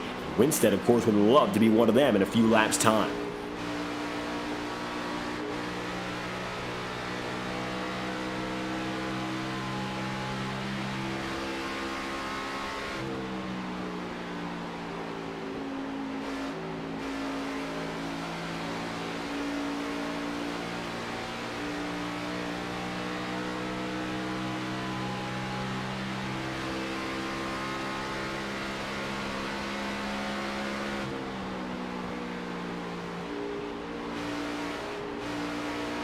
Chad's going to be working that inside groove. Notice the sort of grip strip that drivers have in the first 2 corners, more prominent than anything in the final 2, and it's mostly seen in 1 and 2. Yet again, Chad Winstead decides to avoid it here in these final 2 turns and ride right above it, but he goes within its confines in the first 2 turns to do something a little bit different. Now that the sun is setting, visibility will be temporarily perhaps decreased, but it won't be for too long. The stadium lights will kick on in the final 25 laps of this event, and that's going to give these drivers some time to put the power back down, as it will be a full night sky. Daytona Night Racing has given a few drivers a chance to shine late, and J.R. Houston is the definition of shining late here in Kentucky. He's now up to 2nd. Looks like in the past few laps he's been just about as quick, if not slightly quicker, than the man ahead of him in Tyler Hampton. Take a look now as Hampton is going to go a little bit higher than Houston, and JR now has a chance to maybe break through for what will be his first Highline win in his career. He's been waiting, a season now for the opportunity to really come home with the checkered flag. He's had a race-winning speed before, but has never put it together solidly for one big race. But tonight, JR's already in that 2nd spot. What more can be done short of taking the race lead? Well, of course, he'd love not to lose what he's got. I think now all sights are set on keeping and passing Tyler Hampton. DJ Stagner going to be just, of course, ahead of Scott Zellner, just behind J.R. Houston. Now, DJ might be in jeopardy of falling out of the podium, all things considered. He's done a real good job of fending off those who have been around him, but it looks like once JR got by, DJ losing a little bit of his edge, and as it stands, Tyler Hampton now beginning to get away, trying to break through with his first win of the season. A lot of drivers looking for that chance to get it for the first time this campaign. DJ's already got one win, which is a luxury in this championship battle, but a podium would never hurt the 64, and I'm sure he's hoping to stay exactly where he is if he can't get the win and fend off that number 2 of Scott Zellner right behind.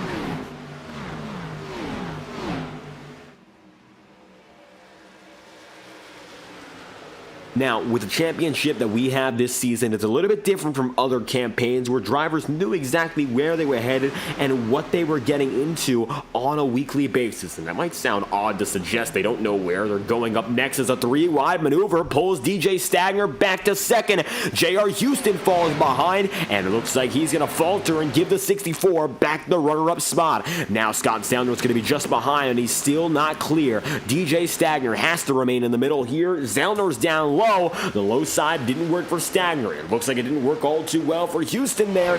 Can Scott Zellner, the all-time winningest driver, be the exception? Not yet. He could be, but it has only just begun. Now, talking about that schedule, we are looking at a sort of campaign that's unlike any other in simulation racing, and the reason is it's a randomized schedule based on a pool of tracks. Today we're at a cookie cutter. Up next on the campaign, well, we'll be moving forth to another style of track, these short tracks, which can bring us to Bristol, Iowa, Kern County, IRP, Martinsville, Nashville, Richmond, or USA International. It's really luck of the draw where we end up, and that means drivers don't have the chance to really prepare for anything, and instead they're thrown into these races blind. They know what track they're getting 10 minutes in advance, and you really can't practice with 10 minutes to spare. You got to join the race session, and that is that. It's a very level playing field, and perhaps one of the most level playing fields in all of virtual sim racing, and that's something the Highline Racing League is experimenting with, providing drivers of all skill levels an even chance to go out there and shine without getting hours and hours of pre-done practice. For some drivers, of course, it's turned to their biggest advantage, coming in randomly and not having drivers who have been working all throughout the night to get up to this point. Other drivers might not like it all too much. I don't think those in the back of the field are having too much fun with it, because if you're a slower driver by nature, maybe your biggest struggles now are trying to pull that pace back together to the front of the field, who are inherently quicker as drivers. But for those in the top 10 consistently, top 15, there's a good reason that they're going to keep on celebrating and enjoying this brand new concept, because it's a lot of unknowns, but a lot of good unknowns, and the excitement factor is up. Jimmy McKee continues to battle against Dawson Buchanan here, and it looks like that number 4 has decided to hang himself right on the inside of Jimmy all throughout this run. Even though it looked like for a brief moment there, yes, he lost that spot, things changed, and it looks like now McKee again is going to be just ahead of Dawson Buchanan, but it's far from over.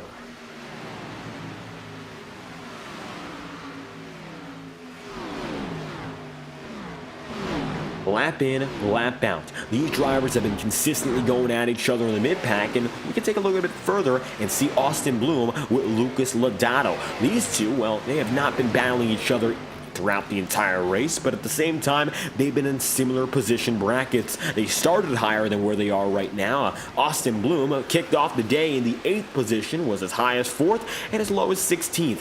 He's now in 12th, so he finds himself pretty familiar with being in these sort of positions grouped by 4s. And then there's Lucas Lodato just ahead of him, who started in 4th. He was as high as 3rd, as low as 11th.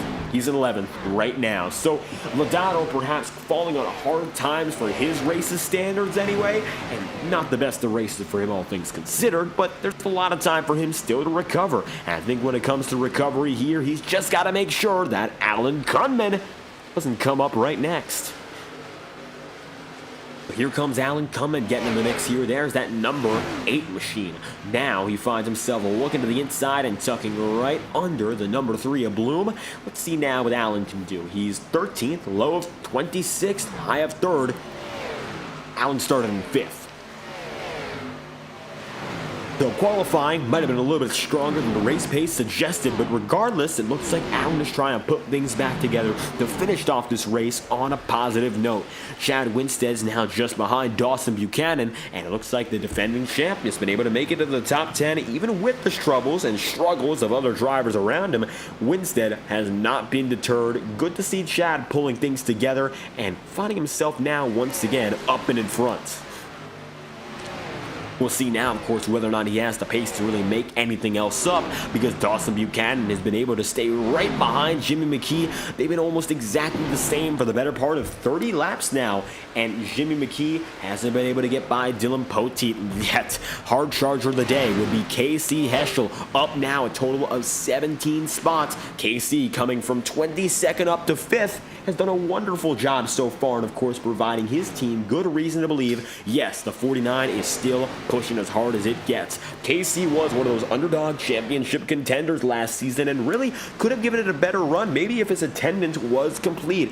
Chad Winstead got one victory on the campaign, but that's a number comparable to drivers like KC in last season's quest for the title. It all came down to who showed up the most and who made those appearances matter. KC, for what it's worth, was a little bit more inconsistent, and that's what did him in when it comes to battling for the championship. So now he finds himself starting on the back foot tonight, but making it up major as the race progresses and doing a good job of that recovery, as Tyler Hampton now coming up on some lappers up next, I believe the first of which would be Robert Kenny, who has no back end panel.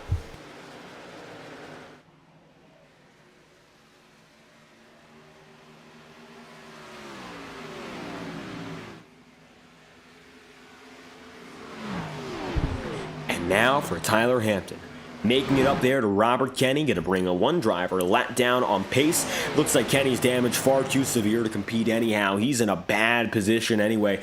And we're saying that simply because it's a wonder he stayed on the lead lap for some 30 laps with that condition. Look at him now, falling back so quickly. It's a wonder he was able to make it work for that long, but when tires are not in your favor and the damage is there, that's when you lose even more pace. 23 laps to go this time by, and next time around, we're going to crank it up with iRacing's best cameras. The best broadcasters choose track cams for gourmets for their high-quality, realistic cameras akin to television sets all throughout the world. Visit trackcams22.com or facebook.com/trackcams for additional information on iRacing's #1 camera provider for over 100 car and track combinations across every discipline of simulation racing. We'll be right back after we get it loud for 22 laps here. Kentucky, let's go again, cranking it up with 22 to go, courtesy of our friends at trackcams22.com.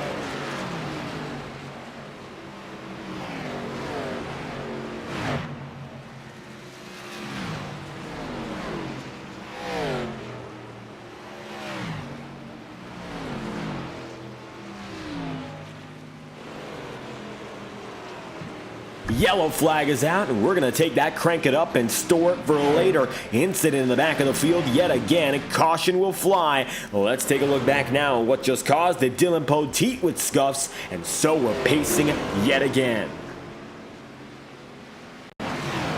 Take a look back now, and you'll see that number 31 machine of Dylan Poteet up in the wall. And here's a look additionally at just what happened. As we take the full replay here, there's Dylan coming through turns 3 and 4. Dawson Buchanan closing up quickly, and at a 4.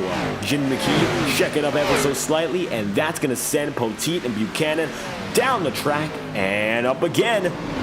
Luckily, nobody else caught them besides Alan Kunman, unfortunately, and Kunman catches both drivers at once. 20 laps to go, and Kunman gonna get, unfortunately, the last piece of it, and he gets tagged by not one but 2 drivers afflicted in that incident. Here's a look on board here with Alan before the incident started, and of course when it occurred.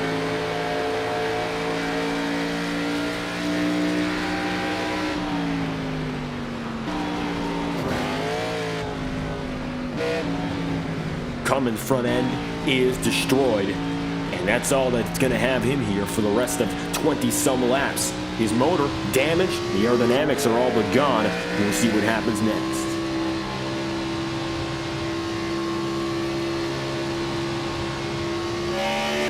trying to put the engine down with a little bit more power. Alan Cumming will cycle back into pit road, and the majority of the field does as well. Tyler Hampton coming out of pit road, this time by an onslaught of drivers, does get beat. Look at DJ Stagner once again up and ahead, and the most crucial pit stop of the day, Stagner is up on top. Here we go, the 64 race leader again, and he's got himself advantageous with 19 laps to go.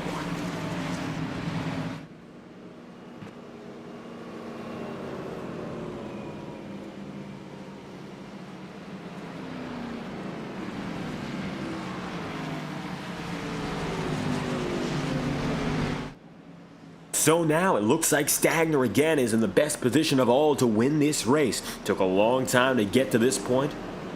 Nevertheless, here we go.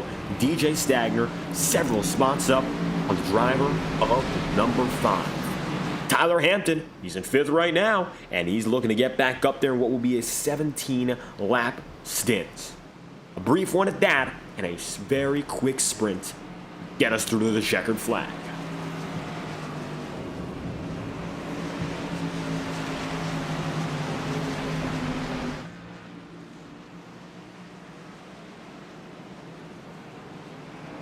Two laps to green this time by. 16 laps will be what we got left when we go back at it again. DJ Stagner's the man who's going to hold forth with the race lead for the final time tonight. Hopefully, anyway, we are pacing. Time's running out for drivers all throughout the field. J.R. Houston's going to be in second, and if he wants a chance to go for the race win, this is it. The time is now. JR was able to pass DJ Stagner for all of 10 laps in that previous stint. Let's see what happens next. Can he sustain it? Can he hold forth to even get back up to DJ Stagner? DJ has been one of the best in the picture when it comes to those restarts.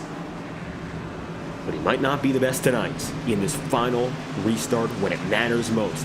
JR's got a chance to match him and try to best him, but Stagner has been oh so consistent. That consistency is key in a situation like this. Now with conditions still changing, I think that's going to come down to whether or not DJ and company can adapt the best. It's all up to that front row here. Inside or outside, whichever group gets away better will have the better chance to fight for victory.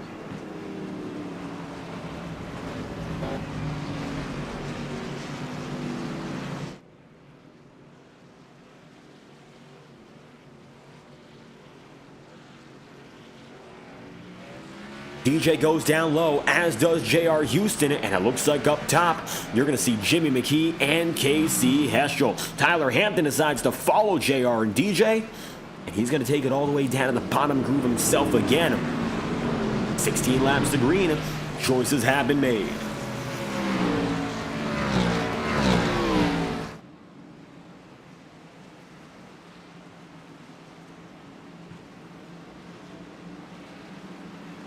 And as we mentioned beforehand, we are going to crank it up until the last dozen laps. So we'll come down to 12 laps to go and bring the uninterrupted coverage from there. But we're going to get loud with iRacing's best camera providers one more time. TrackCams22.com provides the highest quality iRacing broadcast cameras. The best broadcasters all throughout the sim racing scene choose TrackCams for Gourmets for their sim racing broadcasts.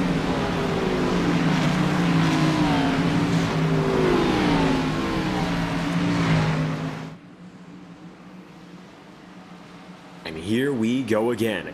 DJ Stagner, KC Heschel are due to put on a show. The front row, and it looks like with that, they've got the responsibility of carrying their lines to success or failure in the last moments of this night.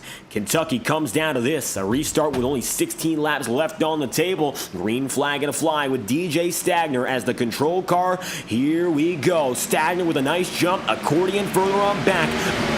Green flags out with 16 laps left on the docket.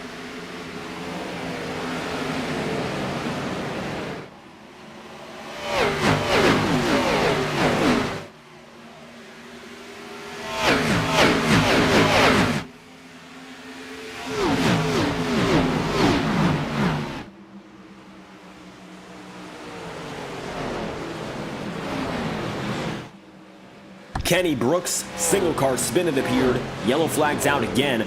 caution is out for the 6th time tonight.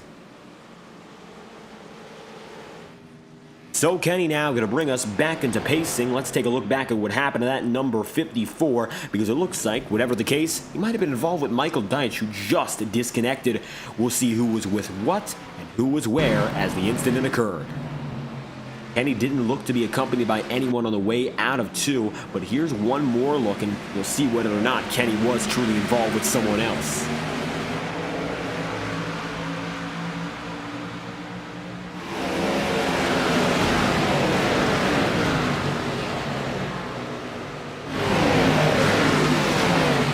So as you look at that, it looks like, yep, Kenny Brooks contact with Mike Tellier, but he's going to slide around alone, and the yellow flag is out as a result. So caution's out once again, 15 laps to go, and now we have ourselves some 12 laps to decide this race. As drivers head down to pit road once more, some of which in the back of the field do anyway, and DJ Stagner and leaders stay out again.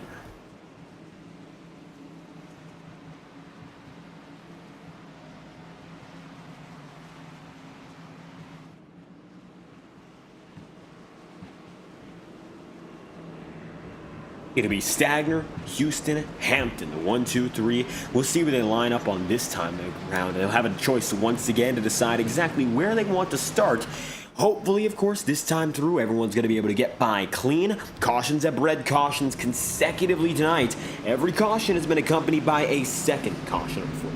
So double cautions have been prominent. Every caution, first 3 of which that were the initial causes, have had that immediate restart yellow flag. Now, we've gotten to the point where we've had 6 cautions on the day, 3 of which the initial cause, and 3 of which caused immediately after on the restart, which means we might have a chance to break free for this last stint and give you some green flag racing end to end.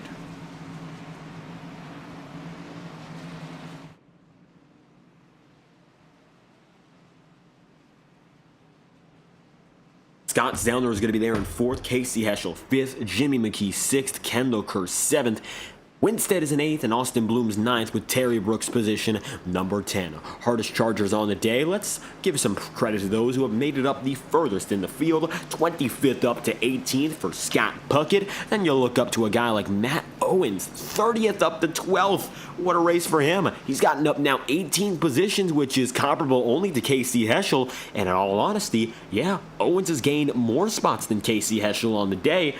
Doing a real good job of what he's done, which is, of course, being consistent, being calm, and letting the attrition help him out as the race has progressed. What a race there for Matt Owens, up 18 on the day, up 16. Jason Harris, 32nd to 16th. 31st to 23rd, you got Colton Gardner, who's now on pit road, but nevertheless has made it up 8 positions so far. Done a pretty good job of just staying in the race, and that's helped him out that much more. 4 spots up. Mike Tellier, who was involved in that incident with Kenny Brooks spinning right off his back. You got Alan Cummin, who's down 14. Unfortunately, not every driver a big winner in position moving today. And of all those who qualified inside of the top 10, Dylan Poteet, 9th down to 21st. Ouch for him. The 31 machine has unfortunately lost his way from the front of the field and will not be up there, at least immediately. Maybe a chance to pull back a top 10 if he really drives it hard in these last few laps here, but nothing to guarantee, and really little that we can say for Poteet, who was involved in that incident which caused multiple drivers, including Scott Wheeler, to retire for the day.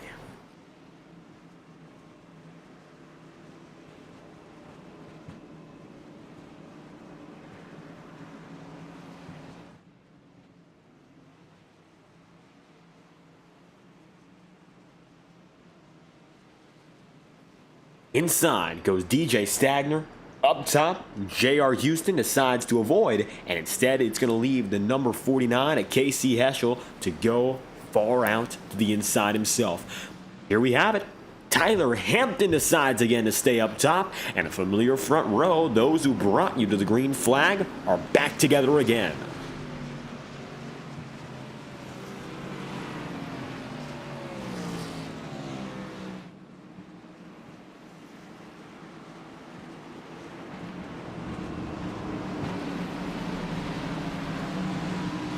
Tyler's going to be on the high side. and with them will be Scott Zellner. The outside group composed of drivers who, of course, have been very close to race victory beforehand. This season, they're both looking to break out. DJ Stagner, well, if he goes back-to-back here, it's going to be massive for his championship race. But, of course, as far as he's concerned, this race is not a necessary win, but it's very desirable. I'm sure he wouldn't want to give it up now in these last few moments. 11 laps to go, everyone on level footing with regards to tires. 7 laps put together. So far, for all those who just went down a pit road, it'll be a 19-lap stint on Goodyear rubber to finish the day. And DJ Stagner hoping to finish it on top.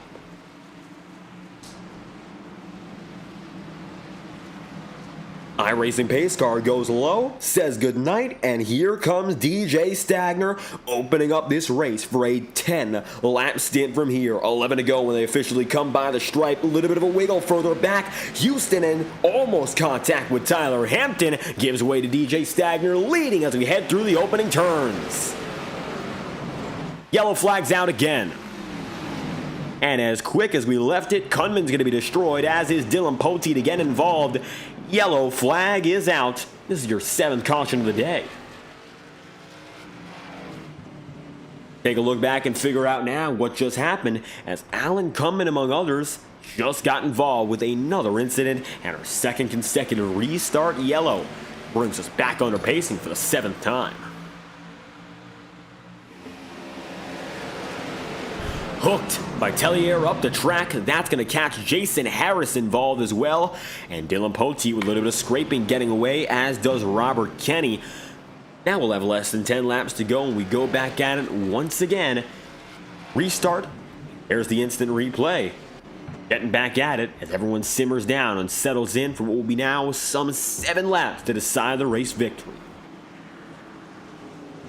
Having a little bit of time in between racing once more.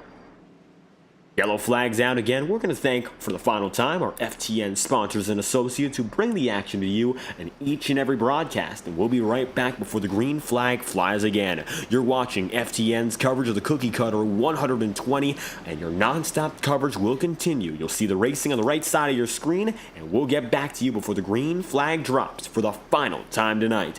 10 laps to go this time by, coming to 9, and DJ Stagner leads the way. We'll be right back after this. Racing isn't easy, but experiencing it is. iRacing puts you in the driver's seat with the industry's leading sim racing game. Drive on laser scan replicas of the greatest racing circuits from around the world. Go head-to-head against other drivers chosen by skill-based matchmaking to ensure competitive racing at every level. Compete across all your favorite series. In officially licensed cars, engineered to deliver the most accurate driving experience possible.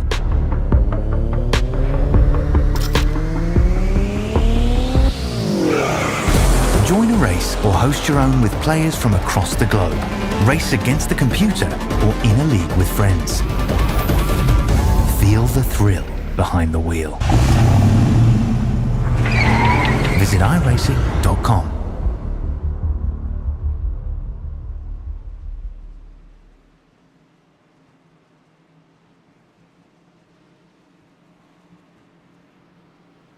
This message is brought to you by the rebrand of Throttle Graphics and Designs. This publication may not be reposted without the authorized written consent of Throttle Graphics and Designs. NASCAR Camping World Ford F-150. NASCAR Xfinity Ford Mustang. NASCAR Cup Series Next-Gen Ford Mustang. Arca Menards. This has been the publication of the redesign and rebranding of Throttle Graphics and Designs. This message may not be reposted, republicated, or rebroadcasted without the authorized written consent of Throttle Graphics and Designs. Thank you, and thanks for your time. Boundless makes its presence felt. It will not be ignored. We're helping turn ideas into reality with a wealth of building products that take every architectural style to the next level. This is what it's like to imagine, build, and transform anything we want into exactly what we seek. This is what it means to be boundless.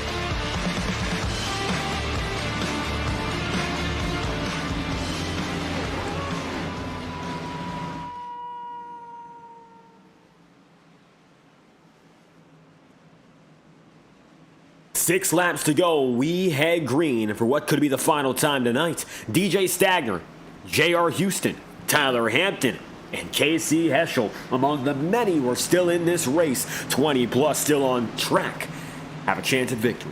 DJ's looking for his second consecutive. Of course, for JR, it will be his first in his career, and Tyler Hampton his first of the season. So let's figure out who's got what it takes tonight to pull through for a checkered flag that has been contested since the jump. Hopefully now, if we have another yellow flag, of course, we can avoid it anyway. That will bring us to overtime territory for our one and only green-white checkered attempt.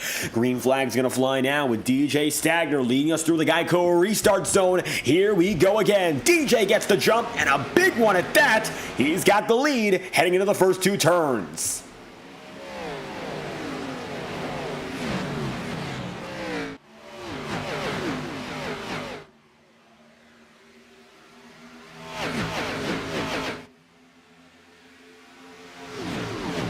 The sun will shine its last on the virtual Kentucky Speedway, and the track will light up all over again. DJ Stagner, though, sees now to the inside. The number 20 of JR Houston is looking to light up the track with blistering lap times. JR now goes right down low with 5 laps to go and jumps to the race lead. He'll take the low groove, and JR will leave no choice but for DJ to take the middle. Now Stagner's going to be moved up the track, and it looks like there's no choice but to let it happen, at least for the time being, and swap down to the bottom, crossover maneuver. And it works out at least to go side by side. DJ, contact! That's going to be J.R. Houston up the track, and it's a wreck. Houston involved, and many of the field get caught up in it. It's the big one in Kentucky, and J.R. Houston tagged by Stagner. Oh, we've got big trouble, and the 64 is the biggest victim. Oh, goodness, DJ Stagner, hopefully, of course, we can say it wasn't intentional, but just wiggling up the track. And look at what happened. Hampton damage, Zellner damage, then more drivers pile into it. Casey Heschel damage. And as Houston continues to slide down, that mirror to the grass, Connor Holden tagged. The 81 is going to go sliding there. Horrible for J.R. Houston. And for DJ Stagner as well, not to mention Tyler Hampton, all of which who were so good today. And all of which who have been effectively taken out of race-winning contention. But it hurts the most, I'd say, for J.R. Houston, who looks to still be driving. And if we take a look inside the cockpit, maybe not terrible damage, but what a race he was putting on, only for the contact there perhaps do him in. We're going for a one and only overtime attempt. And Tyler Hampton, front end damage or not, will lead the drivers who are still out on the track. I can't imagine, though, this will be sustainable if, of course, that damage is anything worse than what's we're seeing.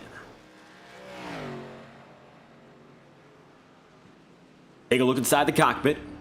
Looks like Hampton is holding a relatively straight wheel. No signs of any notable damage. This changes everything, because no longer you're going to see Stagner, nor are you going to see Scott Zellner. Zellner just disconnected straight up. And J.R. Houston, his night is all but done. Number 20 machine is going to be 17th as it stands, and little more can be said besides that race is going to go up in smoke. And it's just horrible to see for a driver who has been so consistently on the brink of victory. Regardless of how you slice it, he's been oh so close. And tonight will be another week of waiting. They'll bring him to the next race. And now nothing's a guarantee as to when he gets that chance to win again. Mike Tellier are going to be there in 16th. DJ Stagner does appear to still be on the circuit. However, with that in mind, he's going to be in 18th. And for him, even a chance to go back-to-back, not going to be in place. The DJ, as it stands, is going to fall back massively as a result of this one. And as he's still with the field, it looks like he still has minimal damage, but losing all that track position regardless. No chance now for him to go for that back-to-back attempt at a race victory, because we're now heading into overtime. And this overtime will extend beyond the means of our original 120 scheduled race laps. Chad Winstead's going to be all the way down on the apron here. This is your race leader, mind you. And it looks like he's going to be waiting for the field to catch up with him. He's 11 seconds ahead and with substantial damage. So yeah, Winstead's going to be done too. There's no chance for him to compete here. He's got a broken left front. Another driver falling to the wayside. With 3 laps to go here, we'll go at it again. It'll be Chad Winstead, and with them, Jimmy McKee.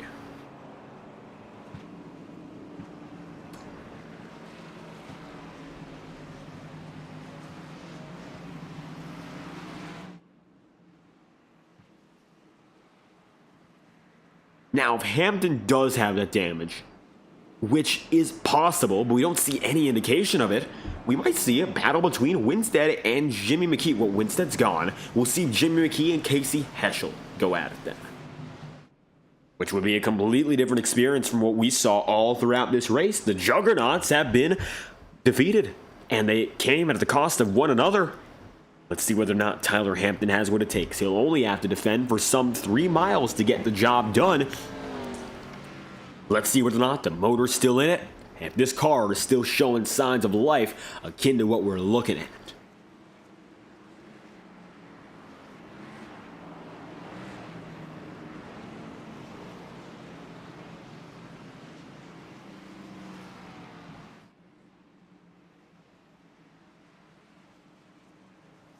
Green flag and a fly for the final time tonight, definitively now with 2 laps to go.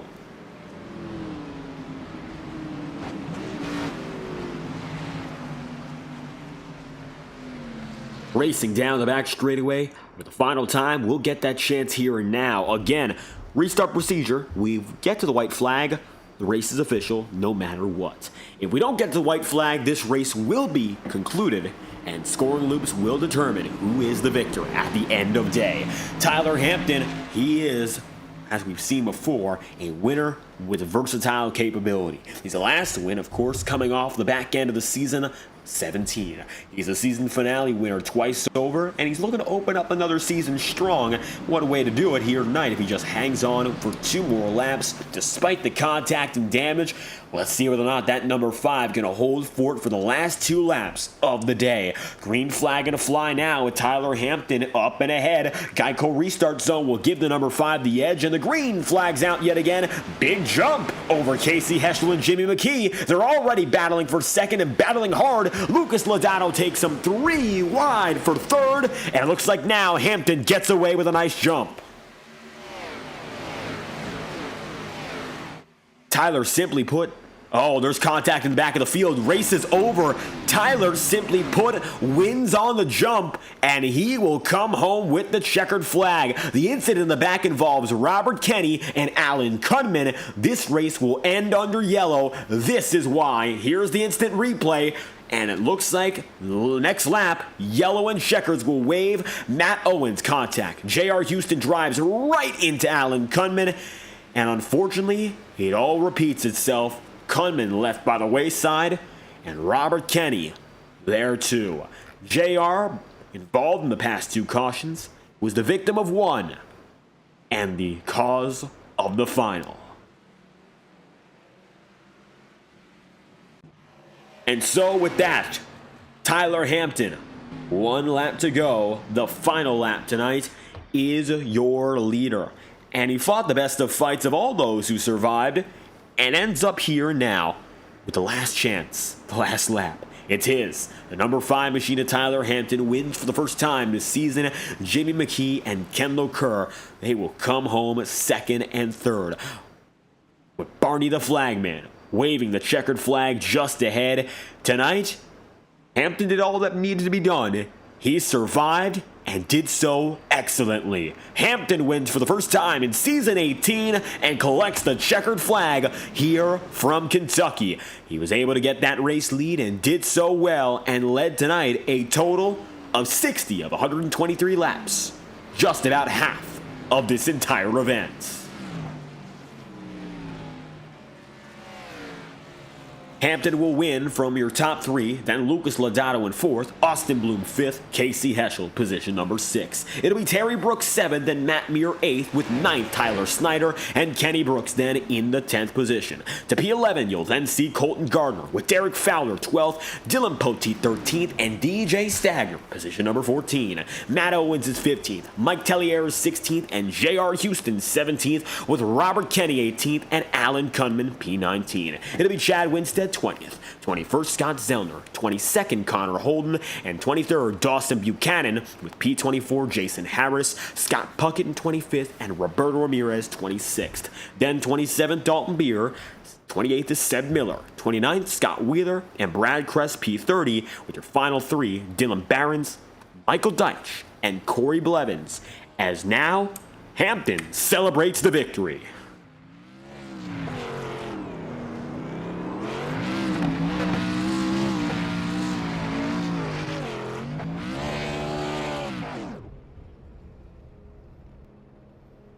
Hampton gets the job done here in Kentucky. And I'll tell you this much, a contentious race from flag to flag. Tyler Hampton does Tyler Hampton things and avoids the drama and makes it through for victory lane. Checkered flag is out tonight in the 5's favor. Let's get a word from your race winner, the number 5 at Tyler Hampton, who we should be able to speak to alongside all the rest of the top 3 momentarily. As low as 5th today. I mean, that's not a low position in the slightest, but he went around the top 5 all night long and eventually found his way into victory lane regardless of that. Tonight, Tyler Hampton is your race winner from Kentucky, and it looks like everyone, of course, found themselves in trouble. You were able to avoid it for the most part, and even though you might have gotten a piece from that last incident, you got it done, and the checkered flag is yours here from Kentucky. Yeah, it was a fun race. I think Stagner probably actually had that in the bag. He was a little bit quicker than me, so I knew on them starts it was going to be everything to try to get out in front of him and try to hold him off. Him and Zellner both were pretty quick, so I figured I had a 3rd place or top 5 car. But yeah, DJ got into the 20 there, and I kind of got into the 20 trying to avoid him, and it gave me the lead. And luckily, it was enough to hold him off there at the end. And everything holding out to be just enough tonight. To start, of course, it was you and DJ Stagner who were going back and forth for the win. It was a bout between you two and maybe a few others just behind, but you had the pace even before the sun completely set. What do you think sets you apart in that respect compared to most of the field? Actually thought I was a little bit better earlier in the evening, and once the sun went down, I got a little tight as the race went on. So I knew I was burning up my right front, and it was just a matter of time there if we had a long green flag run that DJ was going to get me and possibly Scott too. So I was happy with third, but I'll definitely take a win too. It kind of fell in my lap, so happy just the way it went. With that being said, everything falling right in your way. All things considered, we were surprised that you had just enough in you there to avoid what could have been a little bit of damage from that last incident. Did you feel anything different in that final 2-lap jump? No, I was scared that it was hurt more than what it was, but those last 2 laps I didn't, I didn't feel anything, which we really didn't get up to speed, too long enough to tell a difference. But maybe in a long run it might have, but those first couple laps, no, it didn't. It didn't do anything to it. That being said, Tyler Hampton getting the job done here from Kentucky. A long, hard-fought night, and I'll tell you this much, what a way to bring back the intermediates. Now, we are in for a very exciting race, I'll tell you this much. Short tracks, that's what's up next. We could see some first-timers in the Highline Racing League schedule, and at the same time, we could see some very well-known tracks, Martinsville, Bristol, Iowa, anything of that nature. We saw you run very well at Iowa last season. How do you feel about heading back to those short circuits? Well, next week I won't be here. I'll be up at Eldora for the World 100 all week, so I'm gonna miss next week's. But I'm sure it'll be a good race. I mean, the short tracks are always seem like they're a little bit better. There's more racing, and so I'm sure next week will be a good race for everybody. And we're hoping for a good race as well. I'll tell you this much, Tyler, checkered flag is yours tonight. 60 laps led on the day, and you were one of the outright dominators of this event from flag to flag. Any final thoughts you'd like to leave us with? Yeah, just thank you guys for hosting this and everything you guys do on the broadcast. Kendall for the invite and everybody that runs it. Appreciate everybody, and it was fun. And we'll see you guys in 2 weeks. There we have it. Tyler Hampton coming through. Overall, got himself the race victory for the first time in season 18. Thank you again for your time. Yes, sir. Thank you. And with Hampton on the move, up next going to be P2, Jimmy McKee. Jimmy had speed. Short run speed seemed to be the dominant factor of the 48 tonight, but nevertheless, able to hang on amidst all the chaos and what seemed to be a surefire top 5 run. Able to come through in second place here. How you feeling? Not very good. I thought that end of that race was a load of crap. Guys just don't know how to drive anymore. I saw the 5 car actually got in the wreck that DJ caused earlier, and if JR didn't drive like a madman that last restart, we probably would have passed Tyler. So, not thrilled. And caution certainly dictating the end of that race, and we were figuring with the short run speed you had, especially bursting off the restarts in the past few, you would have been one of the best to go up there and maybe fight for the checkered flag. That seemed to be one of the biggest strengths for the 48 team there with regards to short runs anyway, since we saw an awful lot of which you seem to develop a knack for getting the launch off the restarts and making the first lap count more than anything else. Could you walk us through something of that? I mean, for the most part of the race, I would try to get a decent start and try to stay in front of people as much as I could, and then start going into tire saving mode. And I just get freight trained and hope that I could pick them off one by one. But for the most part tonight, I kept getting stuck behind somebody driving like Ryan Newman, and I would waste my tires and I couldn't make any more ground. Well, with that being said, second place on the day here from Kentucky. Moving on to a short circuit up next, and I'm sure now with short tracks back in mind, it could go a lot of ways. There's tracks like Iowa, Richmond on the table, but still, we don't necessarily know where we're headed next. You have any thoughts about what's up next with round number 4? I just hope we race better than what we did tonight. Otherwise, it's not going to be a good race. It's going to be a nice little caution lap fest next week if we can't figure it out. That being said, Jimmy McKee, P2 on the day here from Kentucky. If you have any final shout-outs you'd like to give or any last thoughts, we'd love to hear it. Thanks for the broadcast. Ready to hopefully go on next week and not pace the whole time. There we have it. Jimmy McKee, P2 here, second on the day from Kentucky. Once again, thank you for your time. Thank you. And once more, we got Blacktop Racing driver making it a double podium for the team, Kendall Kerr. First podium of the season for the 21 crew, and all throughout the order today, Kendall, 12th to 3rd. You saw from the highs and the lows of the field and eventually made it back up to 3rd. How do you feel? Man, it was a miracle. I got third. First off, I apologize for my voice, like this head cold thing going on. So, but yeah, we were tore all the heck up in the middle of the race. It looked like the one car got stuffed in the fence, and I checked up, got tagged from behind. And it was kind of a big one. It's almost 2 minutes in damage. So got that all fixed up, and to come home third, pretty solid night. And able to head home with that top 3 finish. I mean, all things considered, able to bounce back strong, especially in that second half there. Could you walk us through what in particular helped you out in just making your moves up there to get in a good position for the final restart? Unfortunately, it was just surviving.